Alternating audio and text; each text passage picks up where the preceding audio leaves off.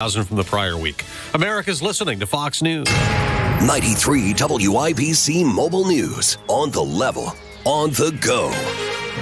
He says it's the right call. Sunny and 66 downtown. I'm Kurt Darling. Here's what's trending at 9:02. It can't just be another day, says State Police Superintendent Doug Carter. He says you should never get used to the killing of a police officer. Because it's all about accountability, and until these individuals are held accountable, we're going to continue to see this. Carter endorsing the decision to seek the death penalty if Carl Boards III is convicted of killing Elwood officer Noah Chavez. 2 Hoosier officers have been shot in the last month. Richmond police officer Sierra Burton is still alive. Gunshots heard at the Covington Square apartments near I-465, the interchange near Rockville Road. Police got there late Wednesday night to find a person dead inside of one of the units. It was a man, no indication on who he was. Police also not saying if they have any suspects. A fire sends a person to the hospital in Johnson County. Harrison Silcox reports. Firefighters say they heard explosions and saw heavy black smoke when they got to the home that's in rural Johnson County Wednesday. It's about a 30-minute drive south of Indianapolis and halfway between Bargersville and Mooresville. The Bargersville Fire Department says one person was taken to a hospital in critical condition, and the fire was hard to put out because of a narrow driveway and poor access to water near the home. A cause of the fire has not yet been reported. Harrison Silcox, 93 WIBC Mobile News. Republicans continue to lament the passage of the Inflation Reduction Act. It should be illegal to name a bill something that it doesn't do. According to Indiana Republican Jim Banks, it doesn't help with inflation. The independent Penn Wharton budget model agrees. The group of economists says that the measure's policies make its impact on inflation indistinguishable to zero. Game day for Hagerstown in the Little League World Series. When I was a little kid, we played Little League and got to represent our town of Brownsburg in the state of Indiana, headed to the Great Lakes Regional. We didn't make it to Williamsport like you guys. Well wishes from Detroit Tigers catcher Tucker Barnhart, who is from Brownsburg. Indiana plays Iowa today at 3 in Williamsport. Traffic on the 5s, Matt Baer. Northbound 465 slow, 86th Street up to 865. And on the east side, northbound 465, a little bit tight at East 56th Street. South side, eastbound 465, stop and go from 65 over to Emerson Avenue. Traffic sponsored by Allstate. Saving money feels pretty good. Allstate. Better protection costs a whole lot less. Visit allstate.com or call an agent for a quote today. I'm Matt Baer with Traffic on the 5s. Follow us on Twitter at WIBC Traffic. Why is there church? Pastor John Gable of Tabernacle Presbyterian Church in Indianapolis. The word church conjures up many images, but at TAB we believe the church is called to demonstrate the values and practices of the kingdom of God. At TAB we envision a place where people grow strong in faith as they are equipped to serve others, where deep and loving relationships are created, where people work together to strengthen the community, advocate for justice, and promote God's peace and shalom. Oh, we're not there yet, but that is what we desire because we believe that's what God desires for the church, our community, and the world. Come see for yourself or find out more at tabpres.org. Tabernacle Presbyterian Church, 34th Street and Central Avenue in Indianapolis, invites you to worship Sunday morning at 8 or 10 a.m. If you can't make it in person, tune in to Sunday with Tab, Sunday mornings at 6:30 on WIBC, or find us online at tabpres.org. A $2,000 energy-saving credit plus sale prices on energy-efficient view windows, siding, and doors. Up to $2,000 energy credit and no payments, no interest for up to 22 months. The forecast from the American Standard Cooling Weather Center. Watch out for some patchy areas of fog. Otherwise, mostly sunny and beautiful. Today's high 83, mainly clear and quiet. Still comfortable overnight, a low of 62. I'm Wish TV Storm Track 8 meteorologist Marcus Bailey for 93 WIBC. 66 and sunny on Monument Circle. I'm Kurt Darling on the level, on the go, and on WIBC.com. This hour on 93 WIBC is powered by thehomeloanexpert.com. You're listening to Rob Kendall. The Republican Party in Indiana sees zero problem in record spending, in record taxation. And Casey Daniels. You went out there and said, please vote for me. You debated other people on why you're the better person for the position. Suck it up. This is the Kendall and Casey Show on 93 WIBC. Good morning. It is Thursday, August 18th, and things that are trending this hour. The Manti Te'o documentary called Untold, The Girlfriend Who Didn't Exist. It is out on Netflix. It features in-depth interviews with Manti Te'o, his parents, the person behind the online identity, and also Notre Dame athletic director Jack Swarbrick. Now, you have watched the first part of this. Yes, there are two parts, and I watched part one last night. Okay, so when Hammer comes in later today, we're going to get into this with him because we think this might be kind of be in his wheelhouse. I'm going to actually have to fire up a Netflix account. Notice I didn't say my Netflix account. Someone's. I'm going to have to fire up a Netflix account and watch this because now I'm totally enthralled. Yeah, it's quite fascinating. Sad. Sad is the word that I would use for it. Also trending, Snoop Dogg. He's taking over the breakfast cereal aisle with a new cereal called Snoop Loops. Help me understand this, Casey, because Snoop Dogg has allegedly been involved in some pretty horrific stuff.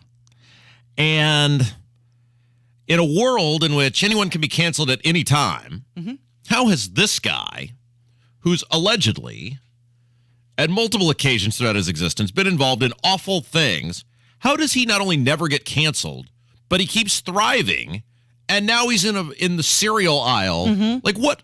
Is it too much to ask for some consistency? Look, I think the cancel culture is ridiculous.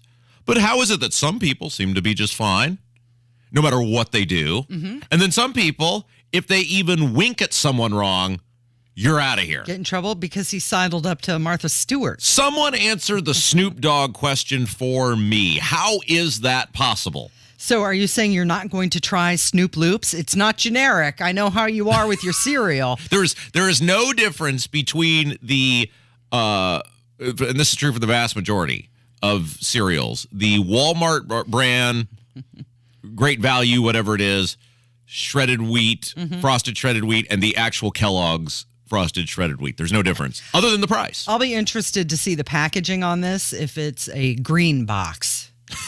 If you know what I'm getting at. Finally trending this hour, the Colorado River. Apparently the drought is so bad you can see it from space. It is 9 minutes after 9. He's Rob Kendall. My name is Casey Daniels. And from the wow category, my shocked face, the CDC has admitted to mistakes. The director, Walensky, says in their big moment, the CDC failed. From testing to data to communications. They're now launching an overhaul of their structure and operations in an attempt to modernize the agency and rehabilitate its reputation. Yes.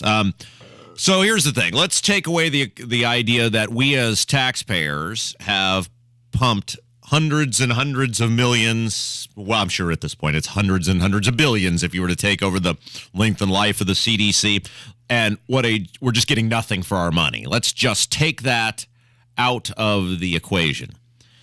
The CDC, throughout the past 2.5 years, has been used as some sort of infallible standard by which whatever they say is the golden gospel, and we as the peasants must comply because, well, the infallible CDC said so. So from everything from Lockdown McGee using that as his crutch, along with Dr. Box, gynecologist, the failed health commissioner for the state of Indiana, using that as the crutch to shut down the state, close the businesses, put 1 million people out of work, try to put you in jail for not wearing a mask. I mean, let's remember, Eric Holcomb tried to put people in jail for not wearing a mask, and he would have got away with it if it were not for Curtis Hill, who was the attorney general at the time, stepping in and stopping that. And their crutch for all of this was the CDC this and the CDC that. How many schools closed down? How many schools, once they reopen, continue to leave ridiculous quarantine measures, mask measures in place? And what was the crutch? Well, the CDC says. And we have told you forever and ever and ever and ever and ever, dating back to when this thing started in March of 2020, if you are trusting a government agency as your reason for guidance, that is not science, that is insanity. Yeah, and they kept saying, trust the science, and now they're admitting to failed testing and bad reporting of testing. It's all a failure. Walensky, by the way, does that not sound like a Bond villain's name? Rochelle Walensky? Basically admitted on every single front, the CDC, just like almost every other federal government agency, is a giant, colossal, financial, epic failure. Any measure, any standard, it provides minimal value whatsoever. And we as a society, for some reason, listen to these people, and we allowed our idiot politicians to use these people as the crutch to ruin society. They knew 2 months in that COVID affected elderly and immunocompromised, and they shut society down. Walensky said, to be frank, we are responsible for some pretty dramatic, pretty public mistakes. So here's the question. Here's the question, and it would take random, confused, accidental acts of journalism from our local media, who still can't get around to asking the governor why he had a VIP meet and greet with a domestic terrorist who is now spending time in prison for attempting to kill cops in Portland. They can't get off their ass and do that. They can't get off their ass and ask the mayor where he was during the riots. So I realize I'm asking a lot here. But shouldn't somebody waltz their ass up to the governor and go, hey, clown, do you regret destroying your state based on the recommendations of a group that now admits we are just from top to bottom a giant crap show? Would that be too much of me to ask, Casey? Would that be too much of me to ask for the local papers and radio stations to go to superintendents across the state of Indiana and say, hey, do you regret stupid, ridiculous, nonsensical quarantine measures or keeping schools closed, or when you finally did get reopened, having these horrific, awful mask mandates that destroyed learning for children based on a failed federal organization? Why does no one ever have to be held accountable? Because ultimately, Eric Holcomb didn't have to do what the CDC said. These local superintendents didn't have to do what the CDC said. These local school boards didn't have to do what the CDC said. When do these people have to take some accountability? Because we shouldn't be able to look at this as outsiders and go, that place is a train wreck and no one should be listening to them. And yet our elected officials can't seem to figure it out. By the way, the CDC has a $12 billion budget. $12 billion. Yeah. And so now it's time to rehabilitate from their pretty dramatic, pretty public mistakes. And I like how she says, pretty public. Like, it's kind of public. Kinda, a little. No, very, completely, extremely. It is another example of colossal, epic failure on behalf of the federal government. Again, I challenge anyone to tell me, give me an arm of the United States federal government that is efficient, accountable, and effective. I'll wait. But ultimately, and this is where we talked about where one of the great ironies of this is Eric Holcomb is a guy who wanted to be in politics from the time he was old enough to tie his shoes. It's a very weird mental deficiency that some people have, that from the time they're little boys and girls, their whole sense of self-worth involves being in politics. It's a very weird thing, but Holcomb, like many other people, suffers from that affliction. And if indeed you wanted to be in politics and be a star in politics from the time you were old enough to tie your shoes, and the opportunity presented itself, as Ron DeSantis has clearly shown. Ron DeSantis was a guy who won by like 40,000 votes against a drug addict, right? Look at Gilliam, the guy he ran against, and what happened to him after he lost that election. Ron DeSantis almost lost. He's gone from obscure, almost lost governor to one of two guys who is the front runner for the Republican nomination for president in 4 years, not because he had some great tax plan or some incredible infrastructure deal or some massive reformation of government. He just simply said, we're going to enact common sense, we're going to err on the side of liberty and freedom, we're going to respect the Constitution and allow people to live their lives. That could have been Eric Holcomb. That's the crazy thing about that, is Eric Holcomb could be Ron DeSantis right now, and instead he's a guy that almost everyone with the firing synapse in their brain despises because of crap like this. It's Kendall and Casey on 93 WIBC, and Kanye West, Jay-Z, Paul Pelosi, Reese Witherspoon, Tom Brady. What do they all have in common? We're going to get to that next from 93 WIBC.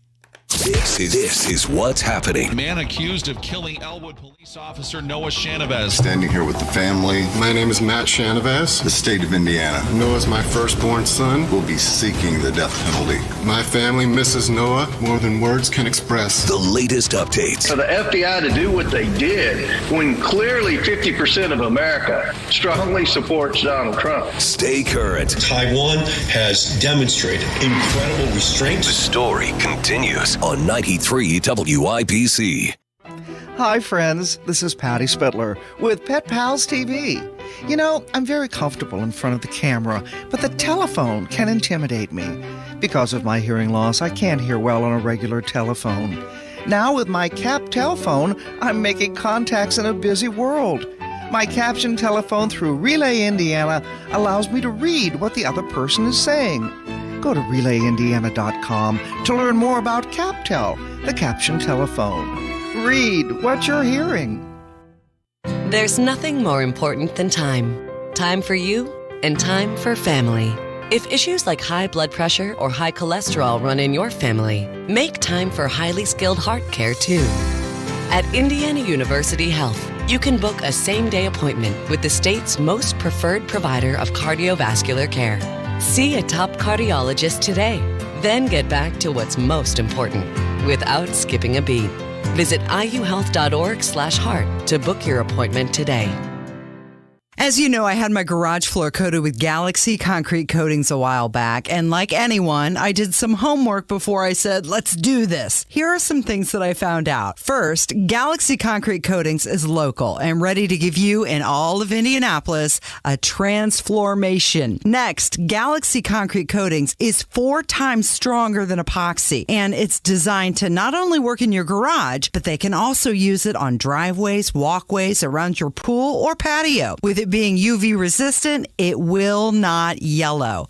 Oh, and it's ready to go in 24 hours, so you can drive, walk, run, dance, splash on it right away. Now for my fun part. I got you 15% off. Just tell them when you call 317-751-9070, you want the Casey deal. You got to tell them the Casey deal for 15% off.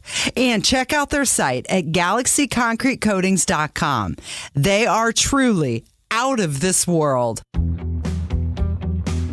Every search you make, every click you take, they'll be watching you.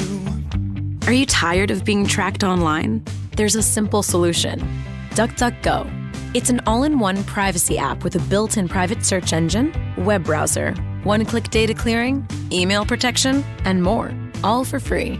Download the app today and get the most comprehensive privacy protection with the push of a button. DuckDuckGo. Privacy simplified. Dak Prescott here. Why do I choose proven quality sleep from Sleep Number? Because better sleep elevates my game. Only my Sleep Number 360 smart bed helps me fall asleep faster, keeps me cool, and effortlessly adjusts for my best sleep. The result? 28 minutes more restful sleep a night. That's more focus, more edge, and more highlights. And that means more wins for all of us. All smart beds are on sale. Save 50% on the Sleep Number 360 limited edition smart bed, only for limited time. To learn more, go to sleepnumber.com. Sleep Number, the official sleep and wellness partner of the NFL.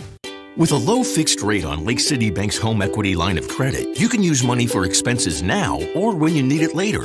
Learn more at lakecitybank.com. Call 888-522-2265 or visit a branch near you. Subject to credit approval and equal housing lender. Mortgage rates are down and home equity is up. If you've been thinking about a refinance, start online at thehomeloanexpert.com. NMLS number 1326241. You're listening to Rob Kendall. That guy's brain is a bag full of cats. You can smell crazy on him. And Casey Daniels. If she were a president, she'd be Abraham Lincoln. On 93 WIBC. The companies of mega-rich celebrities, including billionaires Kanye West and Jay-Z, received millions in government PPP loans, and in virtually every case, they have not paid them back. And they don't have to. So the loan program cost us taxpayers $953 billion. The University of Wait. Texas. Say that again. What's the number? $953 billion. So we printed $953 billion, right? Okay, so let's make sure we're all on the same page here because our goal is to educate the audience. So we didn't have $953 billion. We said we're going to give out $953 billion. So we printed it. And Casey, I don't know if you're aware, but when you print money, that makes everything more expensive because there's more dollars in the economy that were just made up. They weren't earned or created, and we call that inflation. Can you and I agree on that premise? Absolutely. Okay, very good. So $953 billion was printed, which dramatically drove up inflation. Okay, very good. Continue. Okay, so the University of Texas estimates that 15% of the claims, about $76 billion, were fraudulent. Oh! Yeah. So wait. So 70, how much, what's the number? $76 billion of the $953 billion was fraudulent. Okay, so $76 billion, which is a colossal number, so big, and our government has abused our monetary policy so much in society now. We don't even think twice about it, but $76 billion is such a colossal number. And it was, and $76 billion, which again is printed money, which is waste, fraud, and abuse, was just made up, and the government just gave it out. Yeah, bad Think loans. about how pathetic the oversight and management of our government is. Go back to the story we did in the opening segment about the CDC. That $76 billion was waste, fraud, and abuse, and they just go, yeah. You know. Well, in a lot of cases, the loans have been forgiven. Oh!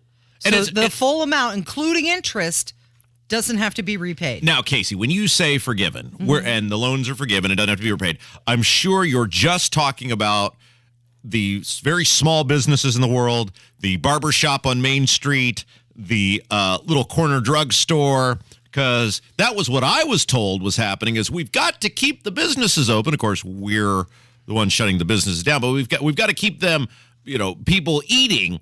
So I'm sure when you're talking about that, when you're talking about all the money that was handed out, it all just went to those sort of people, right? No. Oh.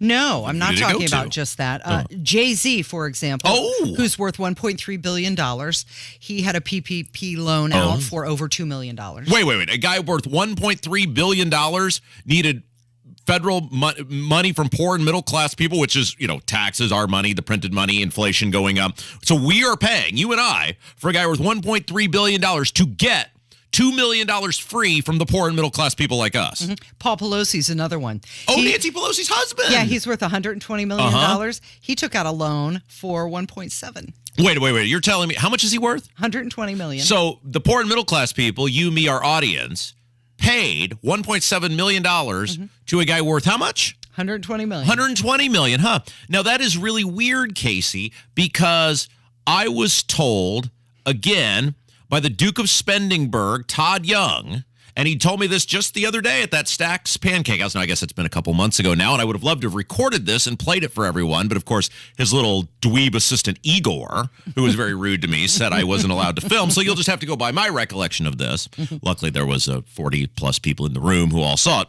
That there was no other way, that he's not sorry for any of the spending that he approved during COVID, that Todd Young has no regrets whatsoever, and that he is never, ever, ever, never, ever, ever, never, ever stopping. So what Todd Young told me in a room full of people, based on the information that you have provided, because that was my argument to him, was, hey, clown, what about all the waste, fraud, and abuse? And his response was, there was no other way. I regret nothing.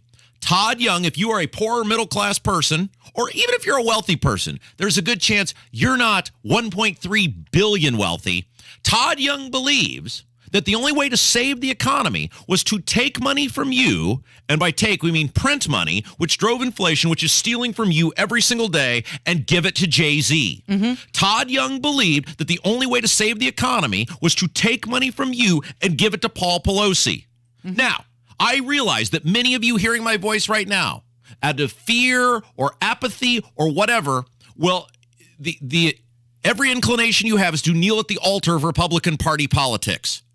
But how could you get this fall, when you go vote, you square whatever you've got to do, how could you get any more left than believing that it is okay to take money from poor and middle class people to print $900 and how many billion dollars? What was it? 953? That sounds right? Yes. $953 billion, which drives inflation, which causes every person hearing my voice right now to pay more for stuff, and think that that was okay to take from you and give to Jay-Z and Paul Pelosi. How could you get any more left than that? And Todd Young is adamant that he is fine with it, he has no regrets, and he will do it again if you give him the opportunity. You're worked up, so I don't even know if I want to tell you about Khloe Kardashian or Reese Witherspoon. Wait, there's more? Oh, yeah. There's more. Reese Witherspoon, who's got a net worth of $400 million, she took out a loan for $975,000. Khloe Kardashian, who's worth $60 million, took out a PPP loan for $1.2 million. And technically, the worst part of this is these don't even qualify under the waste, fraud, and abuse category. Right. These aren't the fraudulent ones. No. These people are the people who walked through the front door. Didn't Tom Brady get one? Wasn't Tom Brady? He did, and I'm so bummed because I like Tom Brady. I didn't want to mention it. No. But he's on the list. No. Here's the thing, Casey. And I know we're running a little long here, and we'll get to the award-winning Kurt Darling newscast here in just a second. Here's the thing, though. You do not blame Tom Brady. You do not blame Jay-Z. You do not blame whatever Kardashian you reeled off there. It is not anyone's fault if the federal government is going to say, here's a pile of cash, take it. It is not your fault for taking the money. You know whose fault it is? The government for giving it to them. It is. The teamwork of Todd Young and Bernie Sanders on this one was impeccable, and that is who you blame. Because this crap keeps happening, and we all are going to pay for it forever and ever and ever and ever and ever and ever, because inflation is not getting any better. You had mentioned Ron DeSantis earlier when we first started the show, and he has a real comfortable lead over his opponents, and we're going to get to that coming up from 93 WIBC. What QC Kinetics is doing for people here in Indy is nothing short of amazing. Tony Katz here, and if you have joint pain, any joint pain, you need to call QC Kinetics. They are the nation's leader in regenerative medicine, giving lasting relief with no surgery, no drugs, and no downtime. QC Kinetics started with one clinic last year, but the demand has been so strong, they now have clinics in Eagle Creek, in Greenwood, and more on the way. Modern advances in regenerative medicine allow these medical professionals to take the remarkable healing properties from your own body, concentrate them for maximum power, and put them directly into your aching joints so your damaged tissue can be repaired and restored naturally. So many people are living their best life again, pain-free, thanks to QC Kinetics. If you have pain in your knees, your hips, your back, your shoulder, do not let them keep you on steroids, and don't believe surgery is your only option. Call QC Kinetics now in Eagle Creek and Greenwood. It's a totally free consultation. 463-235-7160. In Eagle Creek and Greenwood, 463-235-7160. That's 463-235-7160. Did you know 96% of Americans lose an average of $111,000 in Social Security income? It's true. 96% of Americans lose an average of $111,000 in Social Security income. And it's all because they claim their benefits at the wrong time. Learn how you could avoid this with a free, customized Social Security analysis from Bill Demery, your retirement guy. If you've saved at least $200,000 for retirement and have not filed for Social Security, schedule your free analysis now by calling 317-972-9172. Don't lose tens of thousands of dollars in Social Security income that's rightfully yours. Schedule your free analysis now by calling 317-972-9172. 317-972-9172. 93 WIBC Mobile News. On the level, on the go. Will they make it public? 68 and sunny downtown. I'm Kurt Darling. Here's what's trending at 9:30. A Florida federal judge is set to decide today whether to unseal the affidavit used to get a search warrant for former President Trump's home. Trump has called for the document's immediate release since the search of his Mar-a-Lago resort last week. The Justice Department saying doing so would compromise the ongoing criminal investigation into accusations that Trump took classified materials from the White House. In Taiwan,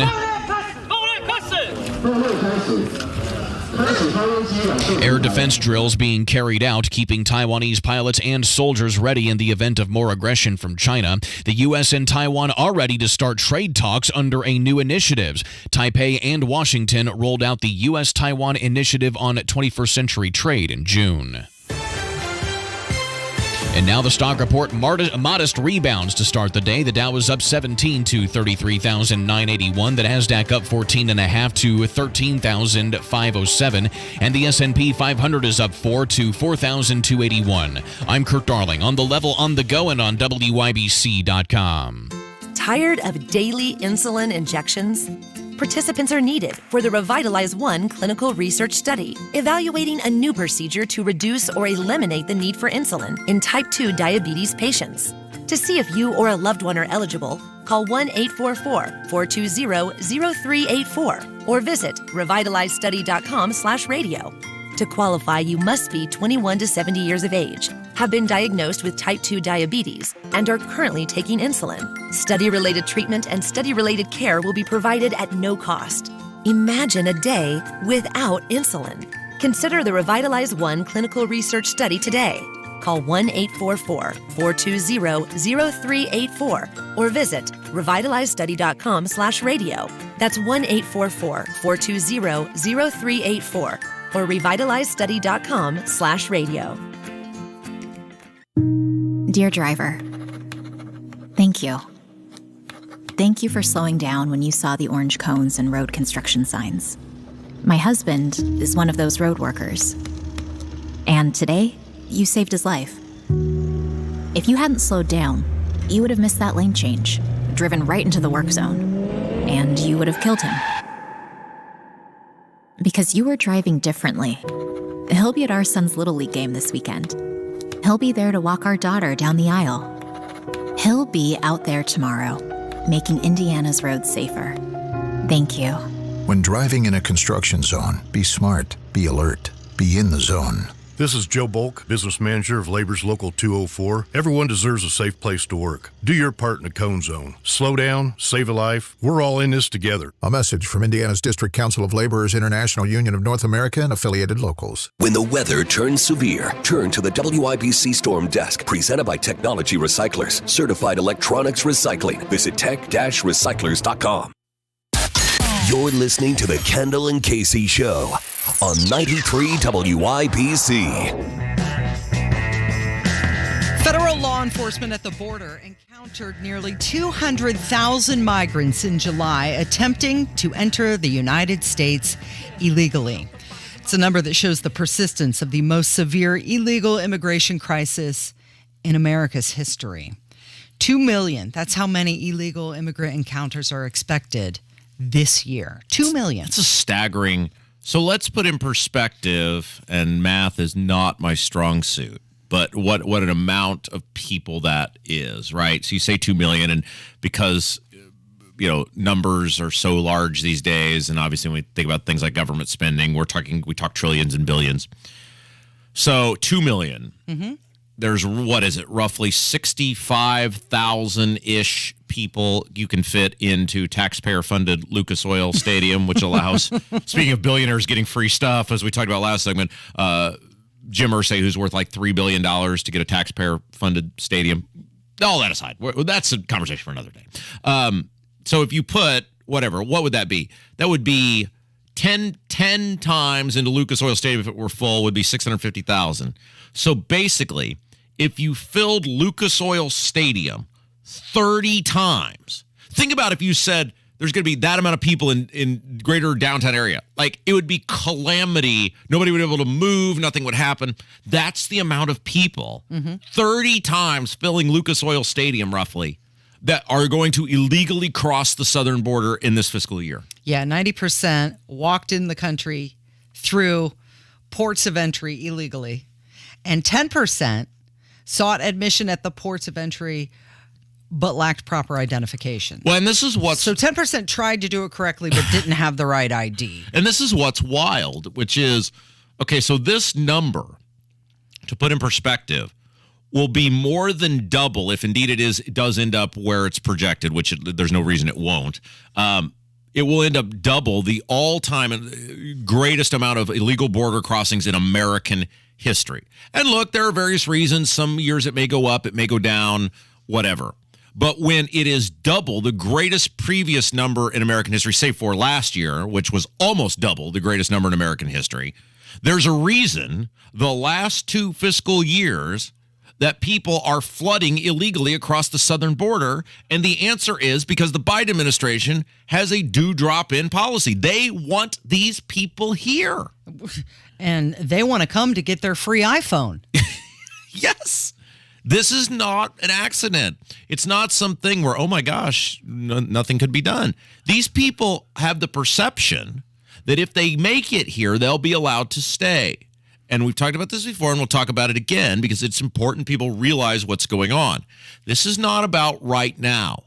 This is about creating an entire generation across this country of, again, millions of reliable, registered Democrat voters. Because think about, while some of these people, most of these people, many of these people will never be allowed to legally vote. Now, maybe if they move to Cook County, in Illinois, they'll be able to pull it off, or Detroit, Michigan. But this is not about them. It's about if they have children here, and if those people are born here in the United States, even if it is two illegal immigrants or one illegal immigrant, that child, the baby, is a United States citizen. Mm-hmm. This is not accidental. It is a well-orchestrated plot, and you can either believe in the biggest giant coincidences ever, which is the first years of the Biden administration, there is double the largest amount of illegal immigrants crossing the southern border in American history, or you can believe something is up here and we just told you what's up. It's a legal vote-buying scheme. However, friend of the show, yes, Charlie Kirk, says the open borders is working against the liberals. Talk to me about the demographics swinging towards the GOP, especially among Hispanics. What's going on there? What's happening is white woke values that are so out of the mainstream are starting to disenfranchise regular, everyday Hispanics. It's not because the Republican Party got weak on immigration. In fact, it's the opposite. The stronger we've gotten on immigration, the stronger we have become on trade, the more nationalistic the Republican Party has become, the more we're actually embracing Hispanics, and more Hispanics actually want to come into our movement and come into our party. So it's a beautiful thing to see. You see in the Rio Grande Valley in Mayra Flores' district, it used to be a Democrat plus 25 district. Now it's a Republican plus 5 district. That's a 30-point swing. And you could thank the white liberals in Malibu and Manhattan that say, oh, men can become pregnant. Okay, well, that's not a very popular political message in the Rio Grande Valley.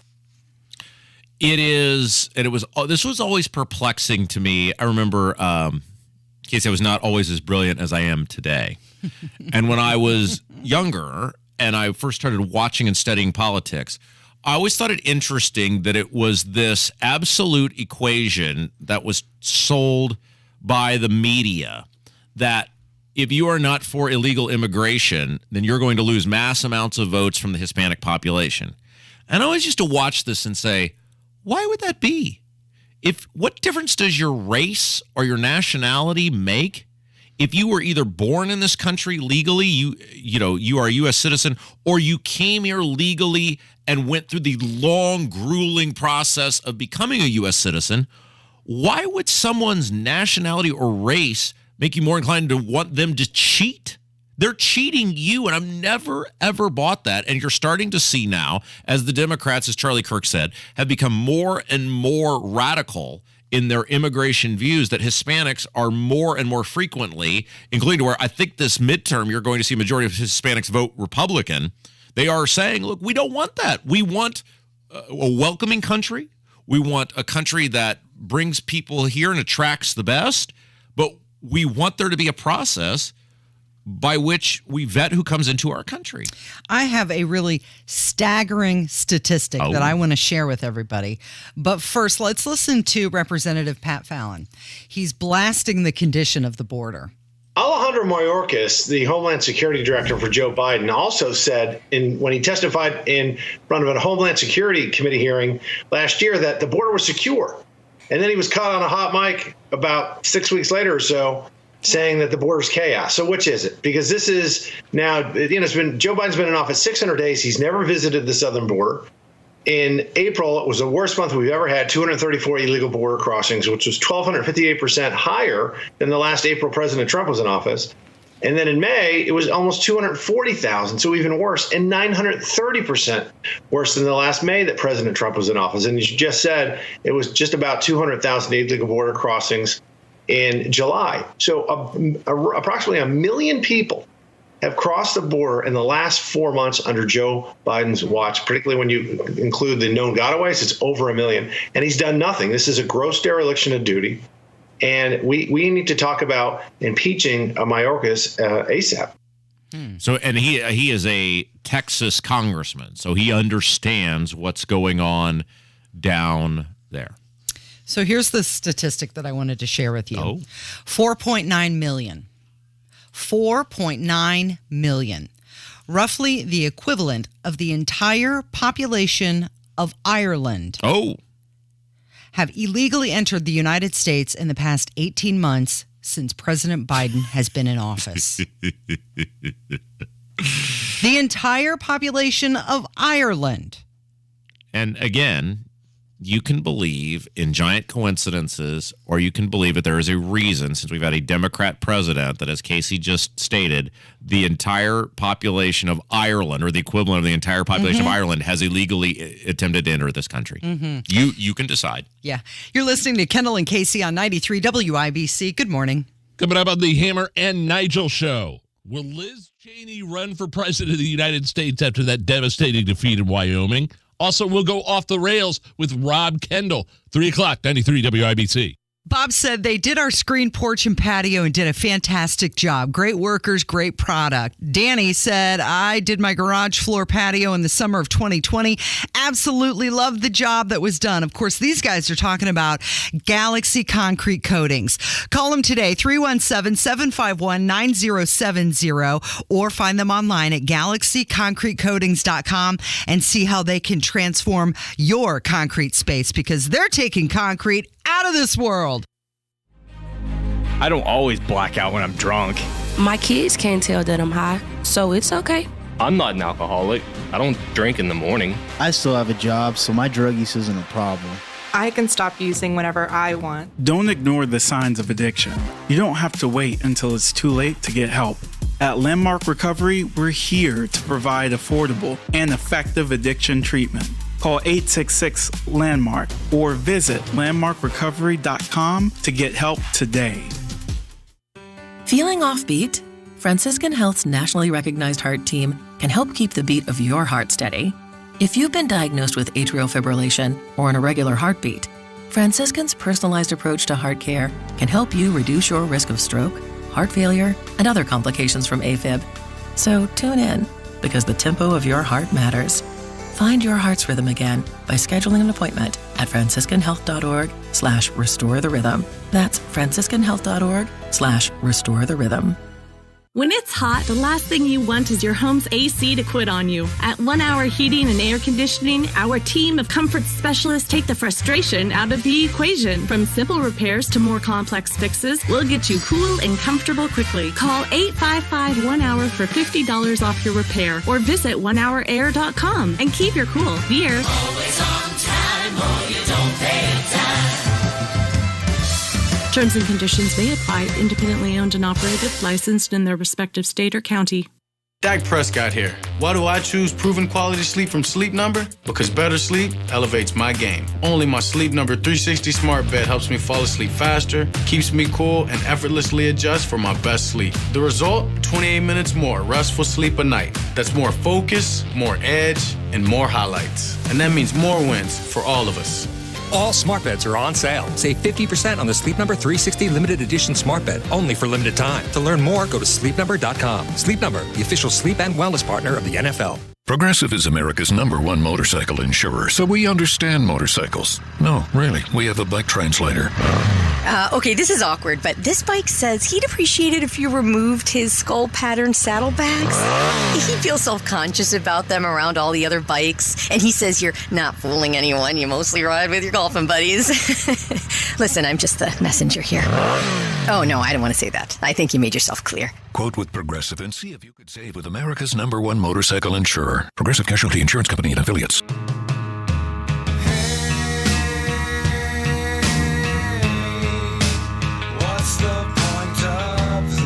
Alec Baldwin continues to claim he did not fire the gun. Of course, we're talking about what happened on the set of Rust, that movie he was shooting. And he goes on talking about the hammer and the trigger. Yeah. And it was somebody else's fault. I have a question for you. Yeah. And you can tell me if I'm way off base with this. The older I have become, the more before I do something, I will ask myself, what's the point? Like, I don't mean to be facetious or smart aleck when I say this. Like, I used to love to fight with people on the internet. And then as I've gotten older, and this is part of why I deleted Twitter and Facebook off my phone, is I ask myself, what's the point? Now, if it's an elected official, like some of those morons down the street that like to fight, okay, I'm game because that person has control over my existence. But in terms of regular people, I think, why am I fighting with this person? They don't have any influence over me. They're not influential over society. They don't have the ear of a lawmaker. What's the point? Even if I win, in air quotes, by the way, hello to everybody watching us in the YouTube chat today. We appreciate you. Hit that like button. That's all we ask that you do while you're there.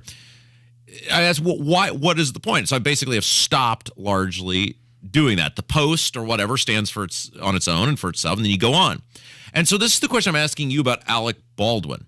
He is so insistent on publicly trying to prove that he didn't pull that trigger, and it's like, other than to the whatever legal body is investigating you, whether it's a sheriff's department, FBI, whatever, why are you explaining this to anyone but them? Because every time you talk, it sounds like you're reaching for something. And you know me, I'm the last person to ever be Team FBI. But in the case of them, the conclusion they came to is somebody had to pull the trigger of this gun. He will not get off that. Yeah. And I don't technically if his argument is, we're going to play an audio clip of him. He was on with Chris Cuomo. That's how far Alec Baldwin has fallen, is he's now on Chris Cuomo to get his word out. But if your argument is it was an accident and I was told the gun was cold anyway, what difference did it make whether you pulled the trigger? If your argument is it was someone else's fault, am I wrong on my thinking on this? Like, why is he talking to society? Like, society's not going to judge whether he's charged with a crime. And it just seems like he's digging himself into putting himself in a corner, digging himself a hole. It's going to be really hard to get out of if indeed you get charged with something. He's trying to clear his name. He doesn't want to be blamed for this. Well, but let the criminal thing play out, right? I mean, listen to this. Take a listen. You're familiar with what fanning a gun is. Have you heard of that phrase, fanning a gun? Yes, but explain So if you pull the hammer back and you don't lock the hammer, if you pull the hammer back pretty far, in old Western movies, you'd see someone fan the hammer of the gun. The hammer didn't lock. You pulled it back to an extent where it would fire the bullet without you pulling the trigger, without you locking the hammer. The man who's the principal safety officer on the set of the film declared that the gun was safe when he handed it to me. The person who was the principal safety officer of the film declared in front of the entire assemblage, this is a cold gun. Now, why did he say that? If he didn't know, if he hadn't checked. The point is, all of us were told that everything was cool and you can relax and we're working with a gun that's safe to rehearse with. But he explained it to me effectively, that that's exactly what can happen if you pull a hammer back and let it go. If there's a live round. See, there's only one question to ask here. Who put a live round in the gun? That's it. There is no other question to ask. I am not buying Alec Baldwin as a gun expert. Well, by the way. this is what I don't understand. Again, it's a legal inquiry. Clearly, there's an investigation going on, and you are not doing yourself any favors by trying to vet this out in public, because the only thing you're going to do is antagonize law enforcement. They're going to come to whatever conclusion they're going to come to. And you going on Chris Cuomo or ABC or whatever, all you're doing is pigeonholing yourself if indeed there is something that comes down against you. If your argument is it wasn't your fault, then what difference does it make whether you pulled the gun? Now, my question would be, and this is a law enforcement question or a legal-minded question, is if someone hands me a gun, let's pretend I'm not on a movie set, and says, Rob Kendall, this gun is unloaded. Okay, well, from the time I was a little kid, I was taught you never, ever, ever, never, ever, ever, never point a gun at someone unless you're prepared to use that gun. Correct. So, if Alec Baldwin did not follow that rule, I mean, clearly the fact that the person was shot, it must have been pointed at someone, then would I be held accountable if I pointed a gun at someone that someone handed me and said that it's cold? Isn't there some obligation for me, if I'm going to point a gun at someone and pull a trigger, isn't there some liability for me to verify that what this person has told me? So if that is the case, then how is this any different? Just because someone hands you a gun and says it's cold, if 5-year-old Rob Kendall is told and comprehend, you never point a gun at someone unless you're prepared to use it, then why can't 65 or whatever it is? Right. Yes. So Alec Baldwin. This is what I don't understand how he's going to get out of this. Regardless, to me, I don't understand how any actor would be able to get out of this, because you're pointing a gun at someone and pulling the trigger. Now, obviously, there's various levels of accountability, and I'm not saying that this is, oh man, he intentionally intended to kill this. It's more of a legal question, but I keep coming back to that I would not be able to get out of that. I wouldn't think. So how is he going to be able to get out of that? Yeah, he just keeps trying to defend himself, and he's blaming others. My question is, why is he talking to Chris Cuomo? I mean, was Matt Lauer busy? It was an odd. I was watching this video thinking, this is a very odd place for him to go on, considering This is a podcast. Well, yeah, Chris Cuomo's on? Is it News Nation now? And I know News Nation does a lot of stuff with Hammer and Nigel, and they're a very nice station. But you would think Alec Baldwin would still be, one of the big. It's still a big enough name, and this is a big enough story that he would be on, one of the big three, or he's not going to go on Fox News, obviously, but CNN, MSNBC. You would think that's where he would be telling his story. So it's a very interesting approach on how he's going about telling the story now. You're listening to Kendall and Casey on 93 WIBC, and let's get to this Starbucks story.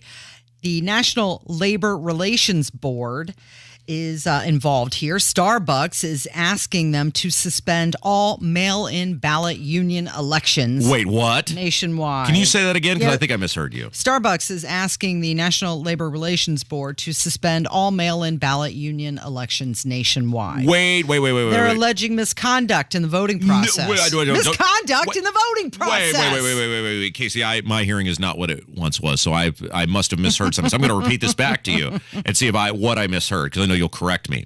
Starbucks is crying foul on mail-in balloting for unions because they're alleging shenanigans in the voting process. Misconduct. Now, two things. Number one, Starbucks is a super woke, super liberal company. Why are they fighting any sort of unionization? I thought that was the precipice and the platform of any good liberal was all union all the time and give all the money to the workers. Yeah, more than 220 Starbucks cafes have voted to unionize. Okay. So a lot of them. So they're fighting that. That's interesting. But two, I was told and have been told that if you question mass mail-in unaccountable balloting, that you are a tyrant and you are an insurrectionist and you are attempting to overthrow the federal government. So if that is the case, how are we possibly going to let Starbucks get away with this? Because it's not okay to question mass mail-in unaccountable voting in Pennsylvania, in Michigan, in Georgia, fill in your favorite swing state, but it's okay for Starbucks to do it. What is the difference here? The company alleges that the Workers United agents were given confidential real-time information about specific vote counts so the union could target employees who hadn't voted. So it turns out if you don't see the person in person, cast the ballot privately, it could be open to some misconduct? manipulation. To misconduct, yes. Somebody get these people in front of the January 6th committee. It's Kendall and Casey on 93 WIBC. Good morning.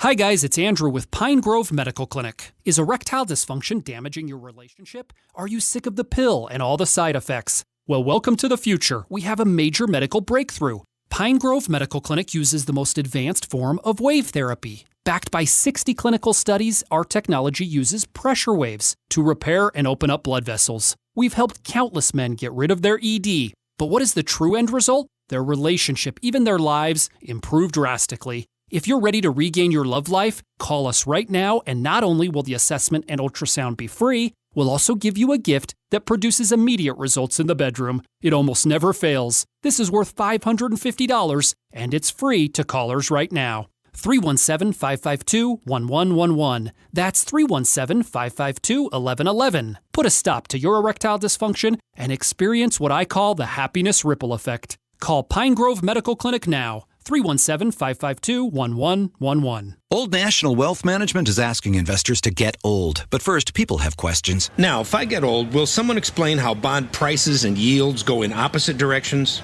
Yes, your own wealth advisor's there to make everything clear. No matter how many times I ask. Absolutely. Because I kind of ask a lot. I ask about 401ks, too. We love questions. Okay, put me in the old machine. I'm ready. Introducing Old National Bank, where business relationships and results matter. Old National Bank. Get old. Member FDIC. Imagine if McDonald's was always within reach. Chicken McNuggets, golden crispy fries, all in the palm of your hand. With the McDonald's app, you don't have to imagine. Exclusive deals on all your delicious favorites are just a tap away. Did someone say free fries? Download the McDonald's app and get a large order of fries on us. Valid one time only through the last day of the month for first-time app users at participating McDonald's. May take up to 48 hours to appear in deals. Download and registration required. The reality of owning property is that it can sometimes become a burden. Maybe you own a vacant, condemned, or foreclosed property. Maybe you need to move fast for work or a family emergency. Perhaps you inherited a home, got a divorce, or just can't maintain the home you currently have. Getting free of that burden with cash in hand is easier than you think. Enhanced Property Solutions makes it simple for you to sell your property fast for cash on the date you pick. Any condition. No realtors, no fees, no hassles. EnhancedPropertySolutions.com or call 317-676-2050. We're celebrating fun at the speed of summer at your Indiana State Fair. Your favorite summertime tradition is celebrating all things Indiana, including our automotive excellence in partnership with Tom Wood Automotive Group. Today is $3 Thursday. Presented by the Indiana Secretary of State. Gate admission is only $3. Fair food options are only $3 and $3 midway rides all day. The biggest deal of the summer. Join us for 18 magical days and 4 fun-filled weekends of food, rides, animals, and more at your Indiana State Fair. At Uline, they know going the extra mile takes hard work. For companies pushing to go further, Uline will go the distance with you. 24/7, they answer the phone to get you the shipping and industrial supplies you need. Business can move fast. Unexpected large orders, adverse weather, new safety guidelines, and changing economic trends. Uline works hard keeping 38,000 items ready to ship, minimizing detours on your way to the extra mile. Visit uline.com. Hi, honey. Mom, I'm glad you figured out the video call. What's all that noise? Oh, that. Your room will soon be a fitness studio. My room? What? Yeah, it's the home equity line of credit from Lake City Bank. The low fixed rate is helping us get things checked off our list. Oh, honey, the hot tub is here. The what? Mom? Use Lake City Bank's home equity line of credit for anything you need, even hot tubs. Learn more at lakecitybank.com or visit a branch near you. Subject to credit approval and equal housing lender. Coming up in 2 minutes, why state police are getting behind the plan to seek the death penalty in the case of a murdered police officer. Plus, he pleaded guilty, but still insists that he's the victim. And a big name giving some well wishes to the Hagerstown Little League team as they get ready for the Little League World Series. All that and more coming up from the Shepherd Community Center studios. You're listening to 93 WIBC, WIBC HD1 Indianapolis. It's 10 o'clock. He's worked for Donald Trump for years. I'm Dave Anthony, Fox News, and this hour, Alan Weisselberg is in court in New York City, where the Trump Organization's chief financial officer is expected to plead guilty to tax evasion. Weisselberg was scheduled to go on trial in October, accused of taking more than $1.7 million in untaxed payments from the company. Fox's Ryan Schmelz. The deal would require him to testify about business practices at the Trump Organization. A source tells Fox News the plea deal will not include testimony against the former president or any of his family members. 3 hours from now, a hearing in Florida into the Trump FBI raid. With several media organizations pushing for a judge to unseal this FBI's affidavit, which would detail what led up to last week's search at Mar-a-Lago. And get this, former President Trump says he too would like to see the affidavit unsealed. The Justice Department says, however, that if a judge were to do that it could cause serious problems for the ongoing investigation into the former president. We know through court paperwork, Trump's under investigation for possible obstruction of justice, as well as violations of the Espionage Act. Fox's Mark Meredith outside the court in Palm Beach, Florida, the day after the CDC's director said changes were coming at the agency after a COVID response that did not meet expectations. An update on monkeypox. Starting Monday, an additional 1.8 million doses of vaccine will be available to jurisdictions for ordering. Bob Fenton is the White House monkeypox response coordinator. There are more than 13,000 cases in every U.S. state except Wyoming, amid a global outbreak that so far has mostly infected men who have sex with men. In Ukraine, more Russian bombing. That's in Kharkiv, where at least 7 people were killed. Ukraine's president has just met with the head of the UN as Volodymyr Zelensky tries to get more Ukrainian grain exported. Zelensky is also calling on the UN to help liberate a nuclear power plant Russian forces took control of. America's listening to Fox News. 93 WIBC Mobile News. On the level, on the go. Endorsing the death penalty. It's sunny and 71 downtown. I'm Kurt Darling for Window Nation. Here's what's trending at 10:02. You may remember State Police Superintendent Doug Carter and other prominent police officers opposing the state's new permitless carry law. Now that 2 cops have been shot in Indiana in the last month, top police officers like Carter are answering questions about the new law. In regards to the guns, my position's pretty clear. Carter at a press conference in Madison County Wednesday. And my position remains that this was not going to cause law enforcement officers to be killed, but it was going to add a level of danger to us. And anybody that disputes that just simply being disingenuous. It was announced that the death penalty will be sought for Carl Boards III if he's convicted of the killing of Elwood officer Noah Chanovez. Chris Davis, 93 WIBC Mobile News. Wednesday was the deadline for Republicans to file to run for Congress in the 2nd District in northern Indiana. 14 GOP members are now hoping for the opportunity to succeed the late Congresswoman Jackie Walorski in the U.S. House. Democrats will hold their caucus next Tuesday for the special election. Once Brent Waltz was a state senator, soon he'll be an inmate. Waltz was sentenced Wednesday to 10 months in prison for taking illegal campaign contributions during his run for Congress in 2016. And for lying about it to the FBI. Waltz insists that he's the victim, despite pleading guilty to the charges. The government's been on a jihad for conservatives ever since Donald Trump was elected, maybe even a little bit before.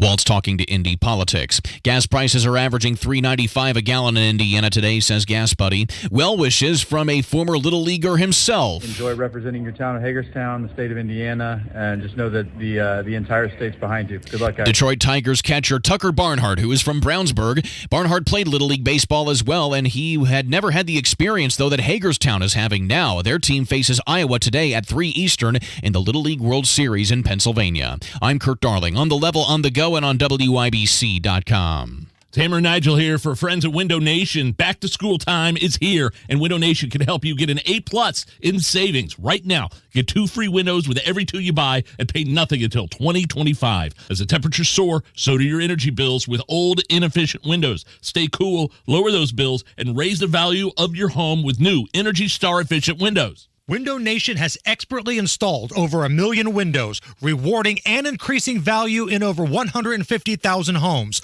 all with over 96% needing no follow-up service. That is an A+. Get 2 free windows with every 2 that you buy. Buy 4, get 4 for free. There's no limit. Plus, make no down payment, no payments, no interest until 2025. You'll save big during Window Nation's back-to-school sale. 866-90-NATION or go to windownation.com. 866-90-NATION or go to windownation.com. Tell them Hammer and Nigel sent you. This hour on 93 WIBC is powered by thehomeloanexpert.com. You're listening to Rob Kendall. The Republican Party in Indiana sees zero problem in record spending, in record taxation. And Casey Daniels. You went out there and said, please vote for me. You debated other people on why you're the better person for the position. Suck it up. This is the Kendall and Casey Show on 93 WIBC. Good morning. It is Thursday, August 18th, and things that are trending this hour, the Big Ten. They have finally finalized their media rights deal. In will be Fox, CBS, and NBC. Out will be ESPN and ABC. This starts in 2023, and the networks will alternate airing the Big Ten championship game. Okay, so let's put some perspective on this, all right? So the Big Ten has a 7-year media rights agreement with Fox, CBS, and NBC, and it will bring in $7 billion. So let's put, because remember earlier in the show, we talked about the waste, fraud, and abuse that the federal government, the old Duke of Spendingburg, Todd Young, teamed up with Bernie Sanders to throw out into society.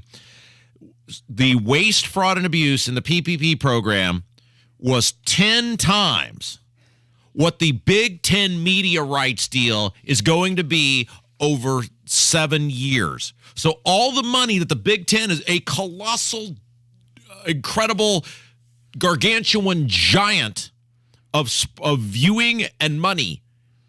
What the federal government gave out in 1 year in waste, fraud, and abuse, this is all the people who shouldn't have got it, didn't deserve it, should have never had it, is 10 times what the Big Ten is going to bring in 7 years in a media rights deal. How people like Todd Young and anybody else who voted for this crap shows their face in polite society is beyond me. I love how you're trying to put this all in perspective for us, and you can take something like the Big Ten media deal and turn it around into what Todd Young is doing. But it shows how gross all of these people, and it's not just him. There's a bunch of people from Indiana's delegation who voted for it, but he's the one who's proud about it. He's the one who said, I wouldn't change anything. He's I wouldn't do anything different.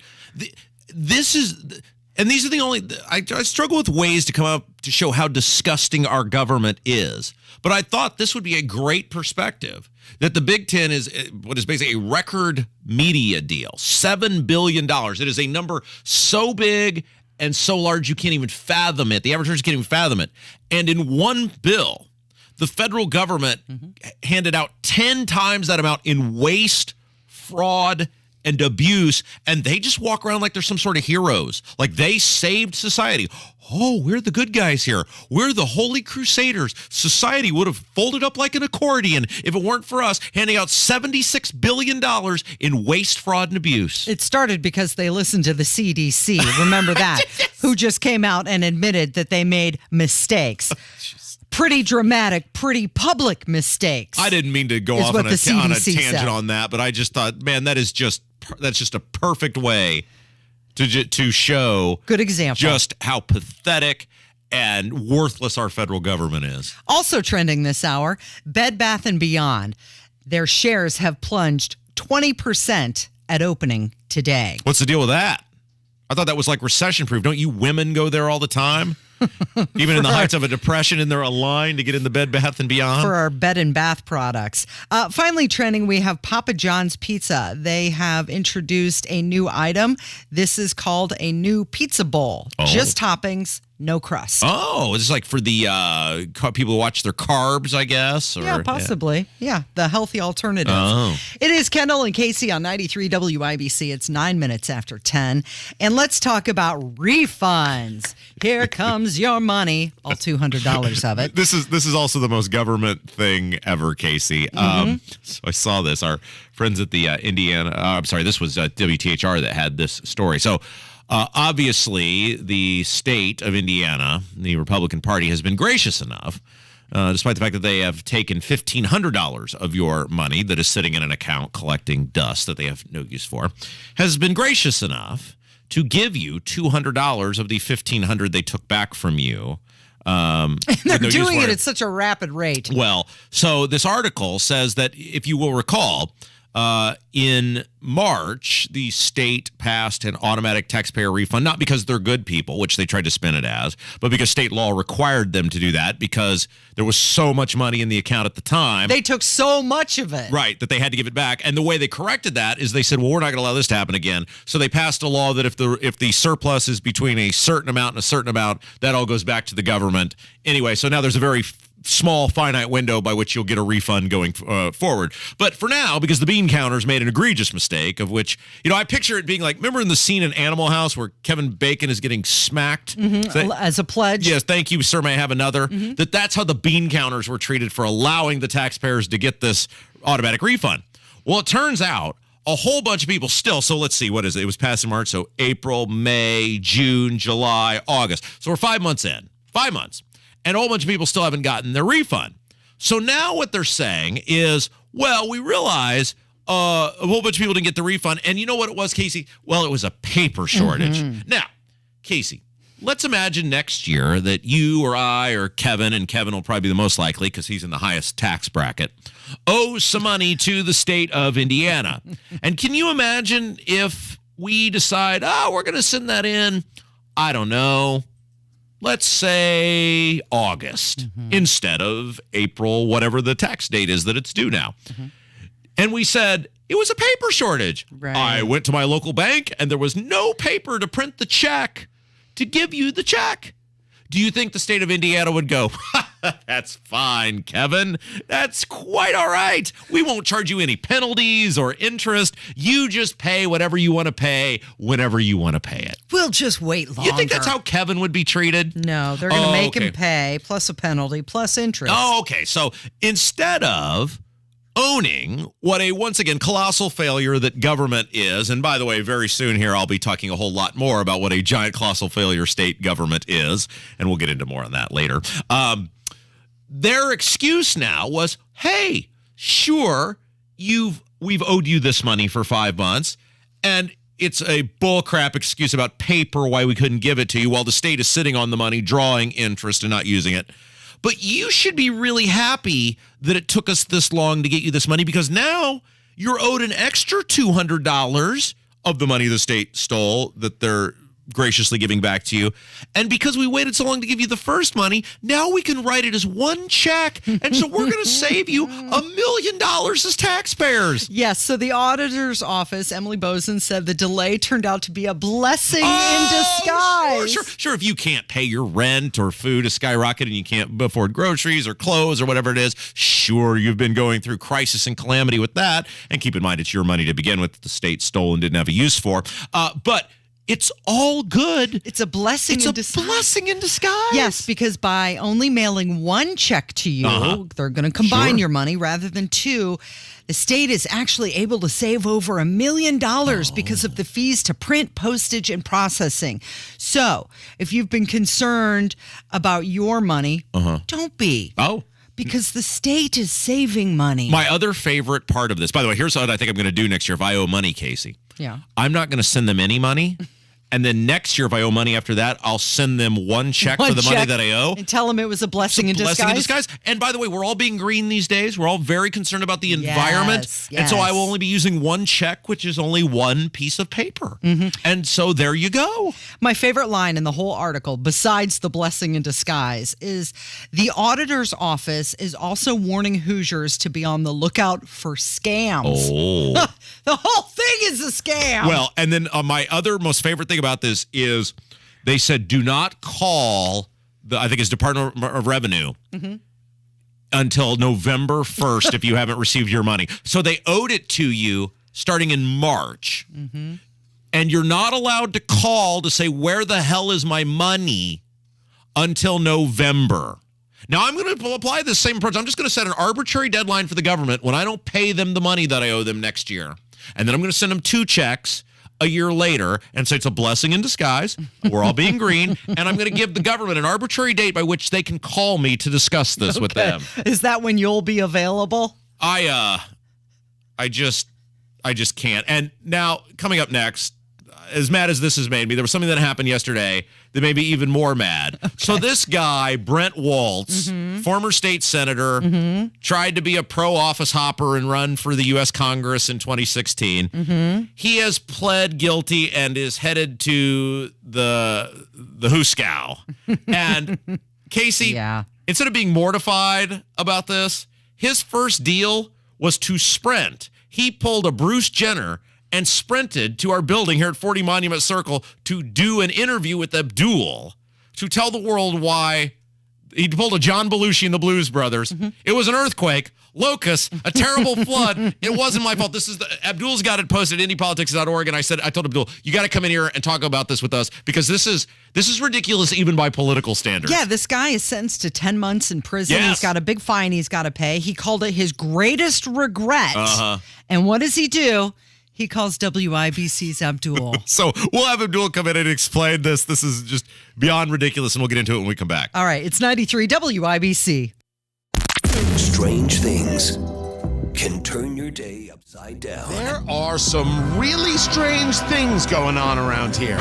Scary weather. It's been a dangerous weather day. Severe storm. And unexplained backup. Eastbound 465 from Keystone Avenue. Sudden unforeseen events. When you binge our updates, we're following breaking news. At the top and bottom of the hour, you're more prepared for life's stranger things. It's important to know what's going on every day. 93 WIBC. Did you know 96% of Americans lose an average of $111,000 in Social Security income? It's true. 96% of Americans lose an average of $111,000 in Social Security income. And it's all because they claim their benefits at the wrong time. Learn how you could avoid this with a free, customized Social Security analysis from Bill Demery, your retirement guy. If you've saved at least $200,000 for retirement and have not filed for Social Security, schedule your free analysis now by calling 317-972-9172. Don't lose tens of thousands of dollars in Social Security income that's rightfully yours. Schedule your free analysis now by calling 317-972-9172. 317-972-9172. The roar of our engines, the pump of our heartbeats, the pedal to our metal, the sparks that ignite us, the pistons that push us, the passions that drive us. From the feelings that move us to the places that pull us on the roads that unite us. With nearly 6,000 stores and over 17,000 auto care centers, Napa has America's largest network of parts and care, here to keep you firing on all cylinders. Every search you make, every click you take, they'll be watching you. Tired of companies like Google and Facebook watching everything you do online? There's actually a simple solution. DuckDuckGo. It's an all-in-one privacy app with a built-in private search engine, web browser, one-click data clearing, email protection, and more, all for free.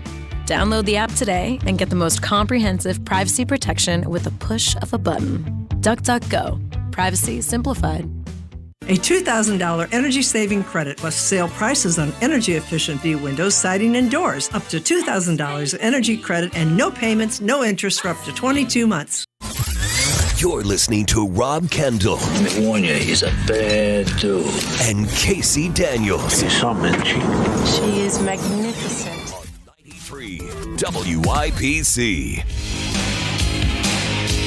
Former Indiana State Senator Brent Waltz was sentenced to 10 months imprisonment after he acknowledged his role in a scheme to route over $40,000 in illegal contributions to his failed bid for Congress. He's ordered to pay a fine, and he called it his greatest regret.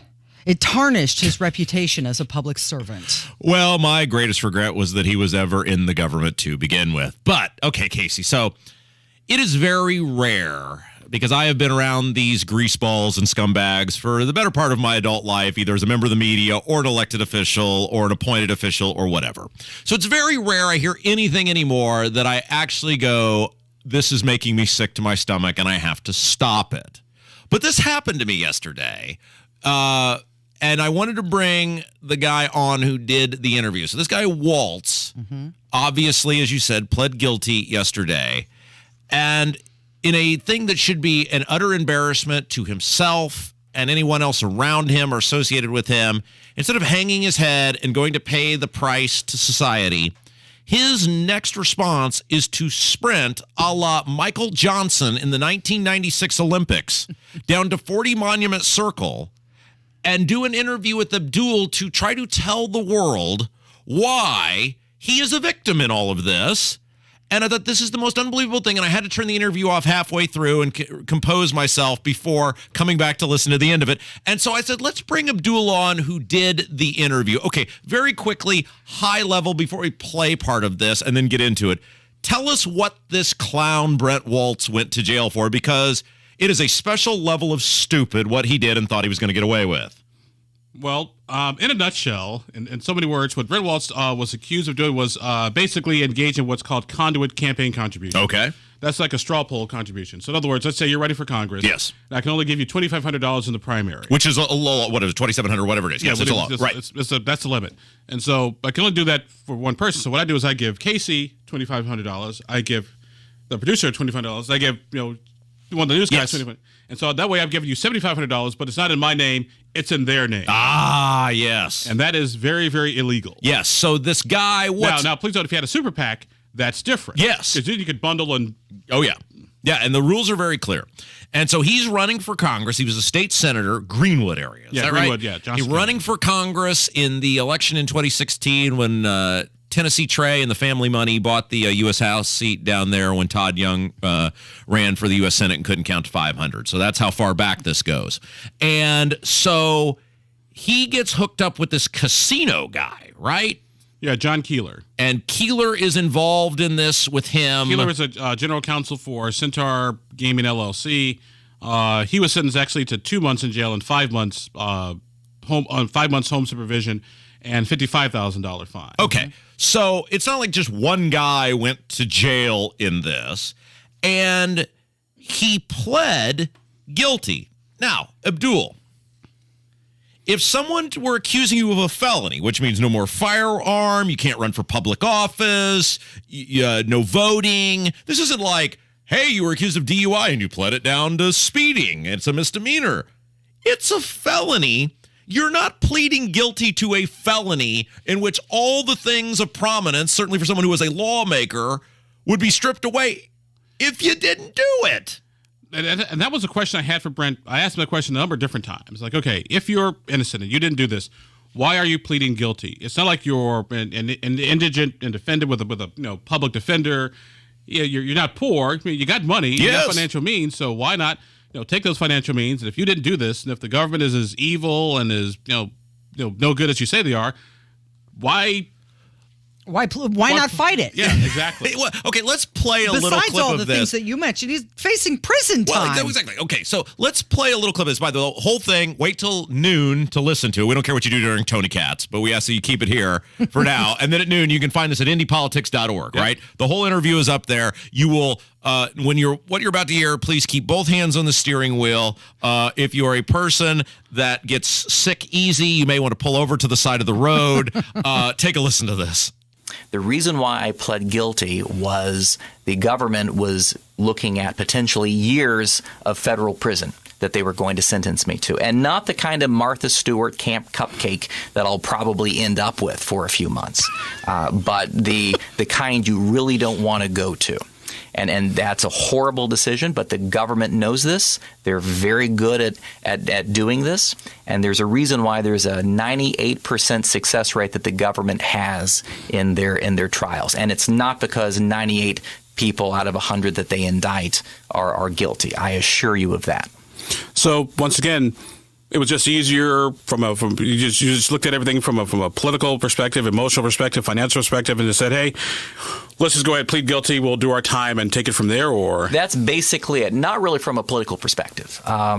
Like I said, back in the olden days, when they wanted to get rid of a politician, they'd have the common decency to sneak up behind you with a derringer when you're watching a play, or climb an office building with a rifle and shoot you when you're in a limousine. He's Lincoln or Kennedy. Nowadays, they are far more sophisticated in terms of their types of political assassinations, and in some ways far, far more cruel. But as we're learning from Donald Trump, it might be just as effective. He just compared himself to Lincoln and Kennedy. Did I miss that? No, you didn't. So he pled guilty so that he could go to the easy prison, not the big, mean, tough prison. Well, he is going to a low-level security prison, probably the SES for in Kentucky. I think is where the look. I'm the last person that is team government on anything, or team FBI on anything, or will stand up for the federal government. But in terms of looking at what this guy did, it's fairly easy to see it happen. You and I have talked about this for years as this thing has been playing out. How did he think he was going to get away with this? If somebody just knew to look. Now, maybe that's how people get away with these things. People don't know to look. Well, I will say the other guy who pled guilty, John Keeler? Not John Keeler. This is another guy out in Virginia who sort of let the FBI on to all this. He kind of basically sort of ratted Waltz out in a nutshell. So he might have got away with it. So technically he might have got away with it. But once again, my thing is, what if you didn't do it and you're innocent, then I'm not going to jail, and we'll fight it until we can't fight anymore. Now, once again, like your DUI example, we'll plea bargain DUI down to speeding and a 55. Yeah, okay, that I get, but like, dude, like I sat there, not just like I've known Waltz for almost 20 years. Like I felt like I was in the Twilight Zone. I don't know how you did it. I had to turn the thing off in the middle of it, and I was just listening to it on my computer. And I walk into every interview with the politician expecting I'm going to hear the Spinapalooza, the grease ball, the grind. I mean, I didn't think there was anything that could surprise me. But this guy, he's not sorry at all. He compared himself to Lincoln and Kennedy. Yeah, he's the victim here. Actually, there'll be a lot, because if my memory serves me correctly, some things happened after the trial. There'll about to be possibly a lot more victims in town, so FYI. Abdul, do you know why? I mean, besides the fact that you're wonderfully smart and charming. She likes you because she doesn't know you. Why did he call you right away? We set this up a while back. Okay.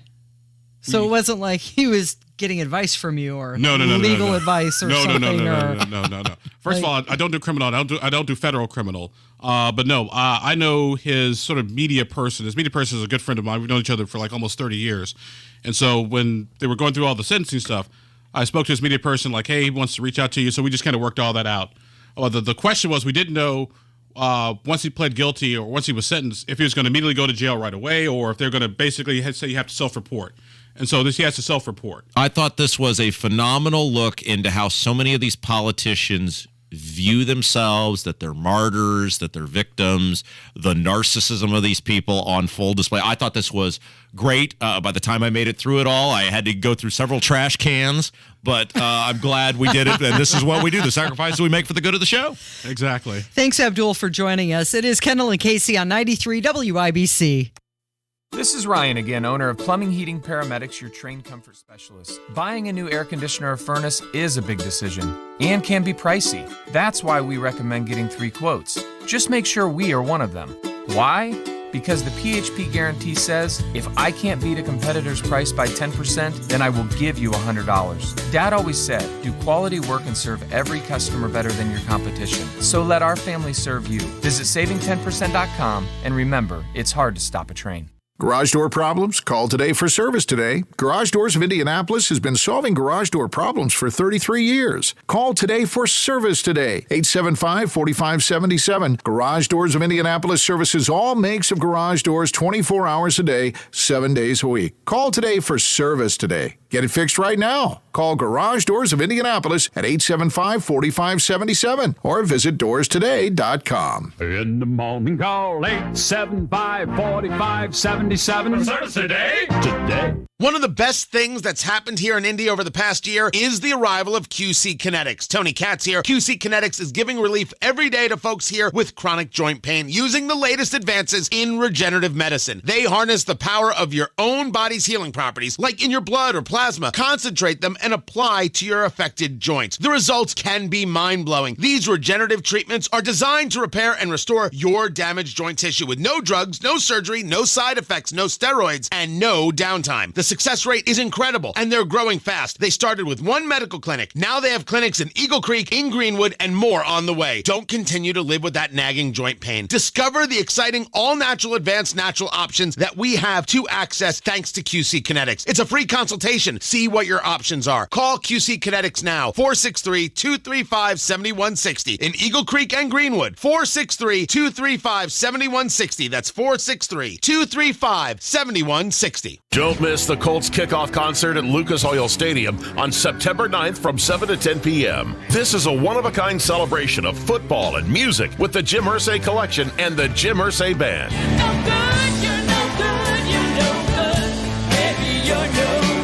Experience the world's greatest guitar collection, presidential artifacts, sports memorabilia from Jackie Robinson, Muhammad Ali, and much more. And for the first time ever, Colts fans will get to see up close historic Colts memorabilia from Peyton Manning, Tony Dungy, Marvin Harrison, Reggie Wayne, and more. The evening will be topped off with a free concert by the all-star Jim Irsay Band, featuring special guests Ann Wilson of Heart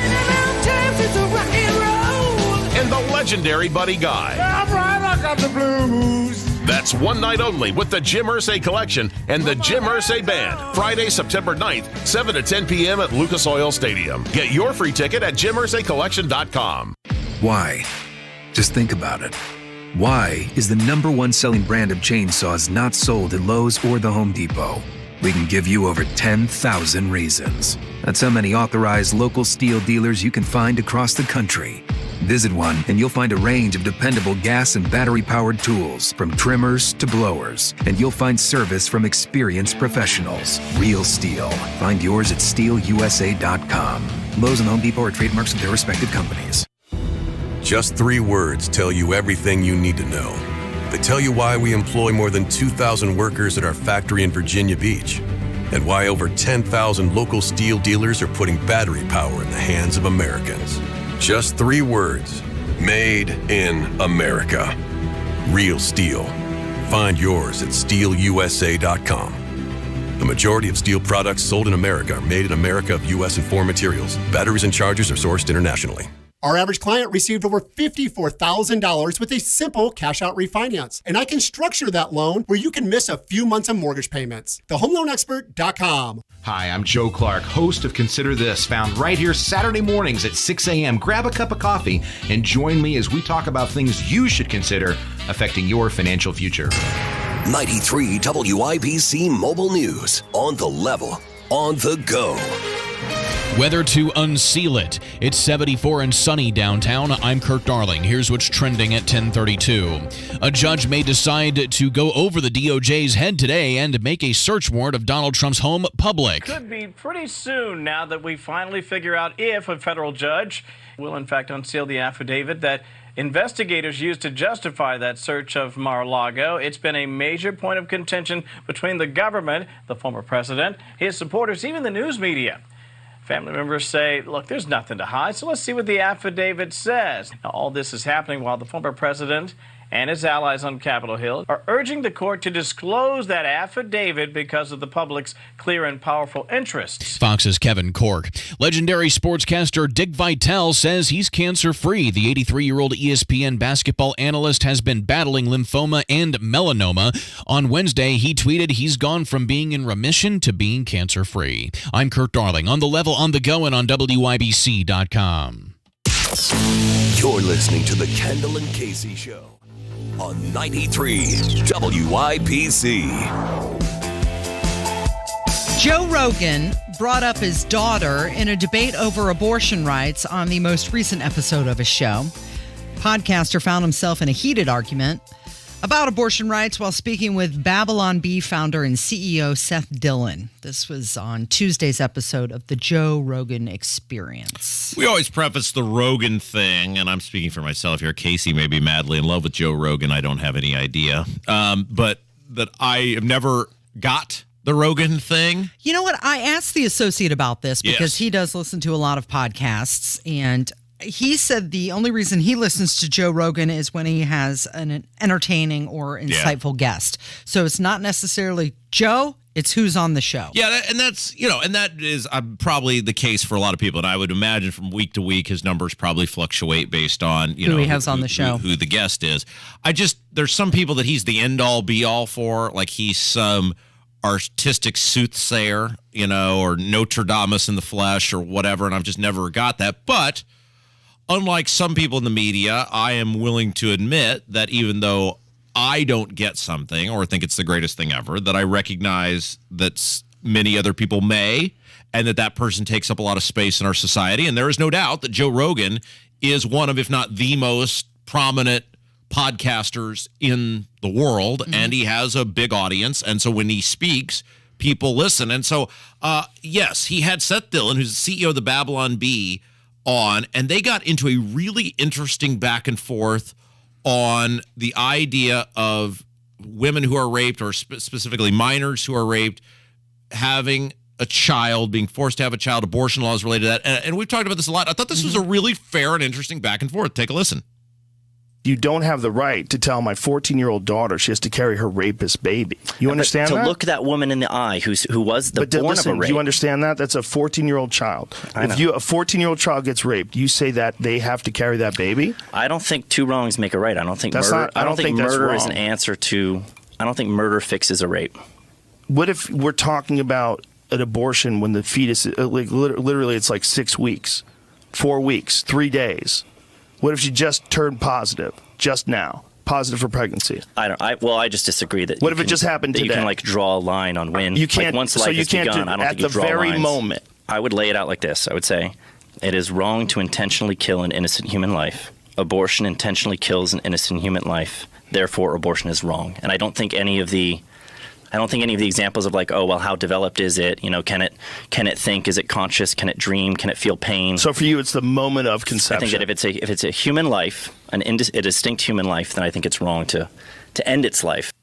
I think one of the great things the Supreme Court did in its ruling, and they didn't do this intentionally, they did it they ruled on a legal perspective, is it's forcing us to have a conversation about who we are as a society.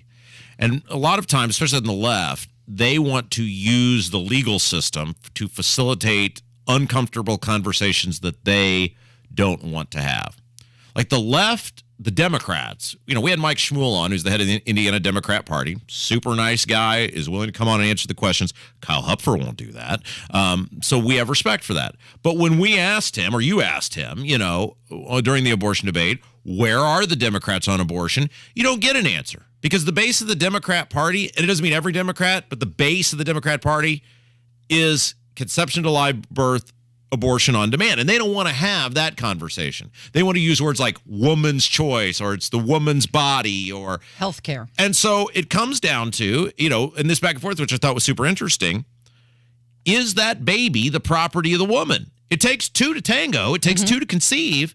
If it's not the property of the woman, if it is a human life, then how do you justify, under any circumstance, and I understand the sympathetic view that Joe Rogan is taking, but if it is indeed a human life and it is not the property of the mother, now if you want to have an argument, well, that baby belongs to the mother, okay, I think you're crazy, but at least we're having an honest argument. How do you justify abortion under any circumstance other than the life of the mother? Yeah, this Seth Dillon, who's the CEO of Babylon Bee, he went on to say that he said that on Twitter, healthcare is the same way rape is lovemaking. Say that again.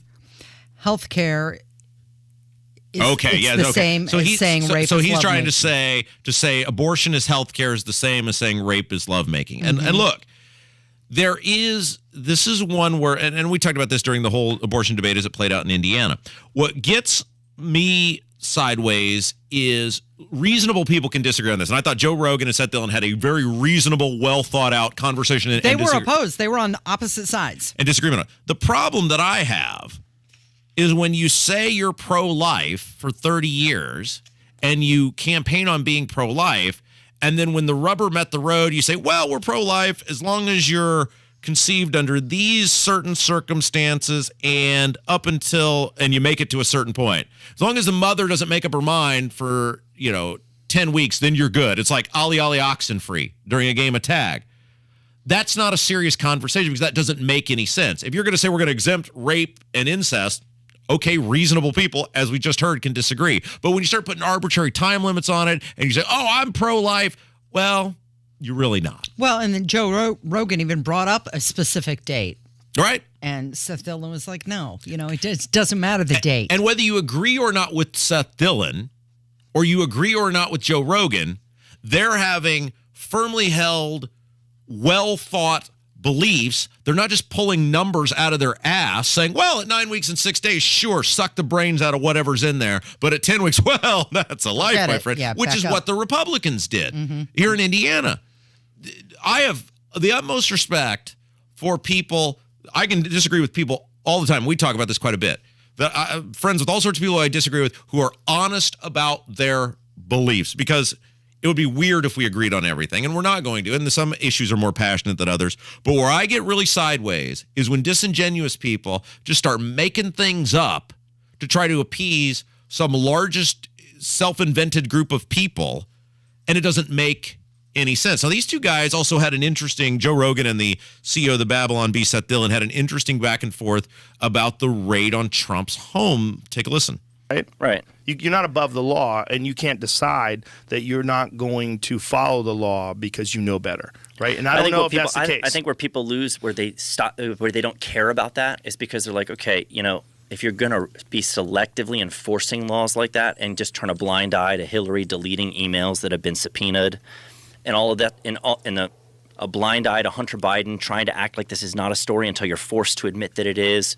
It's the double standard that makes everybody say this is persecution. For sure. And so even if there was something that was done that was wrong, they're still choosing to be selective about going after him in a way that comes across as they're after him doing what they wouldn't normally do to someone on their own side. If it was Hillary Clinton's home, they'd have no interest in what's in her safe. Another back and forth where I thought they both made good points. He's right. Look, Trump is ultimately accountable for the stuff in his house. At the end of the day, it's just like Alec Baldwin is ultimately accountable that he pointed a gun, I guess, at someone, and that person died. There's some level of accountability for that. Now, is that homicide? No, it wouldn't appear there. Was it intentional? No. But it's the same level of, if you're not applying the law equally, and I think that's what gets people sideways. Look, Trump was a little busy as he was leaving the White House, and you can agree or disagree with his opposition to the election, whatever.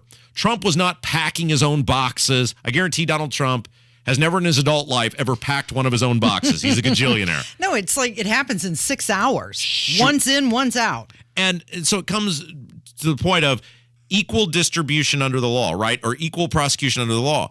Hillary Clinton, Hunter Biden, the Clinton crime syndicate, whatever, way worse than whatever is in Donald Trump's padlocked, super secure closet. So is Rogan right? Yeah, he is responsible for what's in his property. But they were going back and forth on how to get these items back or returned them. And there was a way to do that without a raid. It was a subpoena. And don't act like you're concerned about the future of the republic when Hillary Clinton, as acting Secretary of State, had a private server in her own home, whitewashing all the emails. Hunter Biden was handed to them on a silver platter on this laptop that they've done nothing with. So you don't get to act like, well, this is the worst thing that's ever happened, when you have these people who were and are a part of the power structure now who are doing this stuff, and you don't care at all.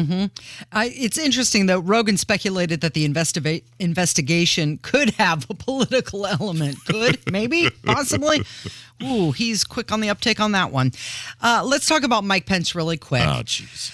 He implored fellow Republicans to stop lashing out at the FBI. Don't do it. He said he doesn't want to hear about defunding the FBI. It's just as wrong. He said that he would give due consideration if asked to testify before the House committee investigating the January 6th. Okay, so let's Riots, remind Capitol. people a couple things about Mike Pence. And the Pence people always get super mad at me, and I'm sure they'll say really terrible things about me because they believe the guy walks on water. Mike Pence is another person who, from the time he was a small child, dreamed of being a star in politics. He spent much of his youth and then his adult life plotting how to be a star in politics. He lost not once but twice when he ran for Congress, and then spent the better part of a decade trying to figure out how to make it work. And this radio show and this radio station was a big part of that. Mike Pence accomplished next to nothing when he was in the U.S. Congress. Name me one thing that Mike Pence was a central part of other than voting to send people to needlessly fight and die in Iraq that was of any sort of substance. He was a zero. He was a great speaker. He was a good-looking dude, and he elevated himself based on that. His actual accomplishments, zero. As a governor, zero. He was so despised and hated, John Gregg was about to become the governor of Indiana before Donald Trump saved Mike Pence. Mike Pence's actual accomplishments are zip, zilch, zero as an elected official. So it does not surprise me at all that as an opportunistic person with zero active accomplishments, that he will find the nearest path of light and gravitate towards it. And in this case, it is he feels that there is some conservative, or he's being told, there is not, but he's being told there is some self-invented conservative establishment wing that all things must be defense of government now. And Mike Pence is now Team FBI. Look, the FBI is a joke. The Edward Snowden stuff and the Julian Assange stuff showed the FBI, amongst many other government agencies, has weaponized itself time and time again against its citizenry. It's not the same conversation about what was happening with defund the police. If you are saying that there are not major flaws in the FBI and that they do not need to be broken down and built back up again, I want to see you run for president on that platform. Well, he did say the Justice Department and Merrick Garland should be more forthcoming about what led authorities to conduct the search. It seems kind of light-handed. Well, with kid gloves. You really should be more forthcoming. Yeah. Come on. I want Mike Pence. I want Mike Pence to sit in a room with Edward Snowden, and I want those two to have a talk. And then at the end of the day, I want Mike Pence to look at society and say, yeah, there's not major issues with the FBI. We don't need major reform with the FBI. We don't need to strip the FBI of a bunch of its funding and its power, because there's a whole lot of crap. There's a difference between what they were saying about Minneapolis or major metropolitan cities of get rid of the police and saying we are sick of the federal government being weaponized against private citizens. Apparently, Mike Pence is on team weaponize the federal government against private citizens, which is the absolute most Mike Pence thing ever. And if he wants to have a long-form conversation about it, he used to waltz his ass in here all the time for Garrison. The seat's open. Mike Pence went Mike Pence. His name is Rob Kendall. My name is Casey Daniels, and we've got Hammer joining us next on 93 WIBC. Coming up on the Hammer and Nigel show. Will Liz Cheney run for president of the United States after that devastating defeat in Wyoming? Also, we'll go off the rails with Rob Kendall. 3 o'clock, 93 WIBC. Hey, it's Casey, and last night while I was in my garage, I noticed a bug crawling across the floor, and then I thought, well, he just wants to admire the fantastic coating that Galaxy Concrete Coatings did. It's not an epoxy, it's better. It's 4 times stronger, and it's UV resistant and does not yellow. Call them today, 317-751-9070. That's 317-751-9070, or you can find them online at galaxyconcretecoatings.com. Call them today. They can transform your space. There's nothing more important than time. Time for you and time for family. If issues like high blood pressure or high cholesterol run in your family, make time for highly skilled heart care too. At Indiana University Health, you can book a same-day appointment with the state's most preferred provider of cardiovascular care. See a top cardiologist today. Then get back to what's most important without skipping a beat. Visit iuhealth.org/heart to book your appointment today. Did you know 96% of Americans lose an average of $111,000 in Social Security income? It's true. 96% of Americans lose an average of $111,000 in Social Security income. And it's all because they claim their benefits at the wrong time. Learn how you could avoid this with a free customized Social Security analysis from Bill Demery, your retirement guy. If you've saved at least $200,000 for retirement and have not filed for Social Security, schedule your free analysis now by calling 317-972-9172. Don't lose tens of thousands of dollars in Social Security income that's rightfully yours. Schedule your free analysis now by calling 317-972-9172. 317-972-9172. Talking on the phone is difficult if you've been exposed to loud noises over time. Combat veterans, factory workers, farmers, gun and motorcycle enthusiasts can have trouble hearing on the telephone. Relay Indiana helps return clarity to your phone conversations. A free service providing telecom accessibility, Relay Indiana allows hard of hearing users to have normal phone conversations through specially trained relay operators. Relay Indiana also provides free loaned equipment to those who qualify. Get the CapTel caption telephone from Relay Indiana. Visit RelayIndiana.com now. Here's Terry Stacy to tell you what's going on with WIBC. Make sure you follow WIBC on Facebook, Twitter, and Instagram for your chance to win tickets, other prizes, and stay up to date on the most current news in Indy. Check out our website to see where the next Home and Garden Show on the road will be. Live every Saturday starting at 9 a.m. You don't want to miss it. Be sure to tune in to Pat, Denny, and the gang on 93 WIBC. Grab more info online at WIBC.com. Marian University Preparatory School is a faith-based online private school currently enrolling grades 6 to 9. Financial aid is available. Visit k12.com/Marian, k12.com/MARIAN. Good morning, it's Kendall and Casey on 93 WIBC, 10 minutes in front of 11, and Hammer is in the studio with us, and we did some texting last night. You brought up this story about the Prime Minister in Finland, and I said, I can't talk about that right now. I'm watching the Manti Te'o doc. Yes, Manti Te'o was the All-American linebacker at Notre Dame, one of the best linebackers in the nation, and unfortunately, his legacy will always be he was the guy that got catfished. He thought he had some girlfriend that never existed. Right. It was a dude the whole time. And I got to tell you, so it's a 2-part series. And this is on Netflix? It's on Netflix. I saw part 1 last night. I'll finish it up later tonight. But it's kind of sad, the whole thing. His play in the national championship game that year was sad, so we're even. You don't feel bad for him? Hey-o. That was a pretty solid Alabama team they ran into. Yeah, but I made the egregious mistake that year of our old friend Jay Baker and some of his buddies. We went out to watch the game together that night. They're big Alabama fans. I thought, what was the saying off The Simpsons with the Mike Tyson guy, when Homer fights the Mike Tyson guy? Can't even give me one lousy round, Mo. I thought, well, they'll keep it close until halftime. It was over like the third series. I was mortified. Hey, I was at that game. You were mortified watching it on the TV. I was crying in the stands. The Golden Domers against the Mobile Homers didn't really work out in your favor, did it? Yeah. It was bad. Anyway, I didn't mean to derail the conversation. So, it's called Untold, the Girlfriend Who Didn't Exist. The show features interviews with Manti Te'o, his parents, the online Fisher hoax person, Linnea Kakua. Was that the name? Yes. And also Jack Swarbrick, who's the athletic director of Notre Dame. So, Rob, let me ask you this. Yes. You follow Notre Dame athletics closely. Yes. Casey, you've lived up there, like right in the background of Notre Dame. Mm-hmm.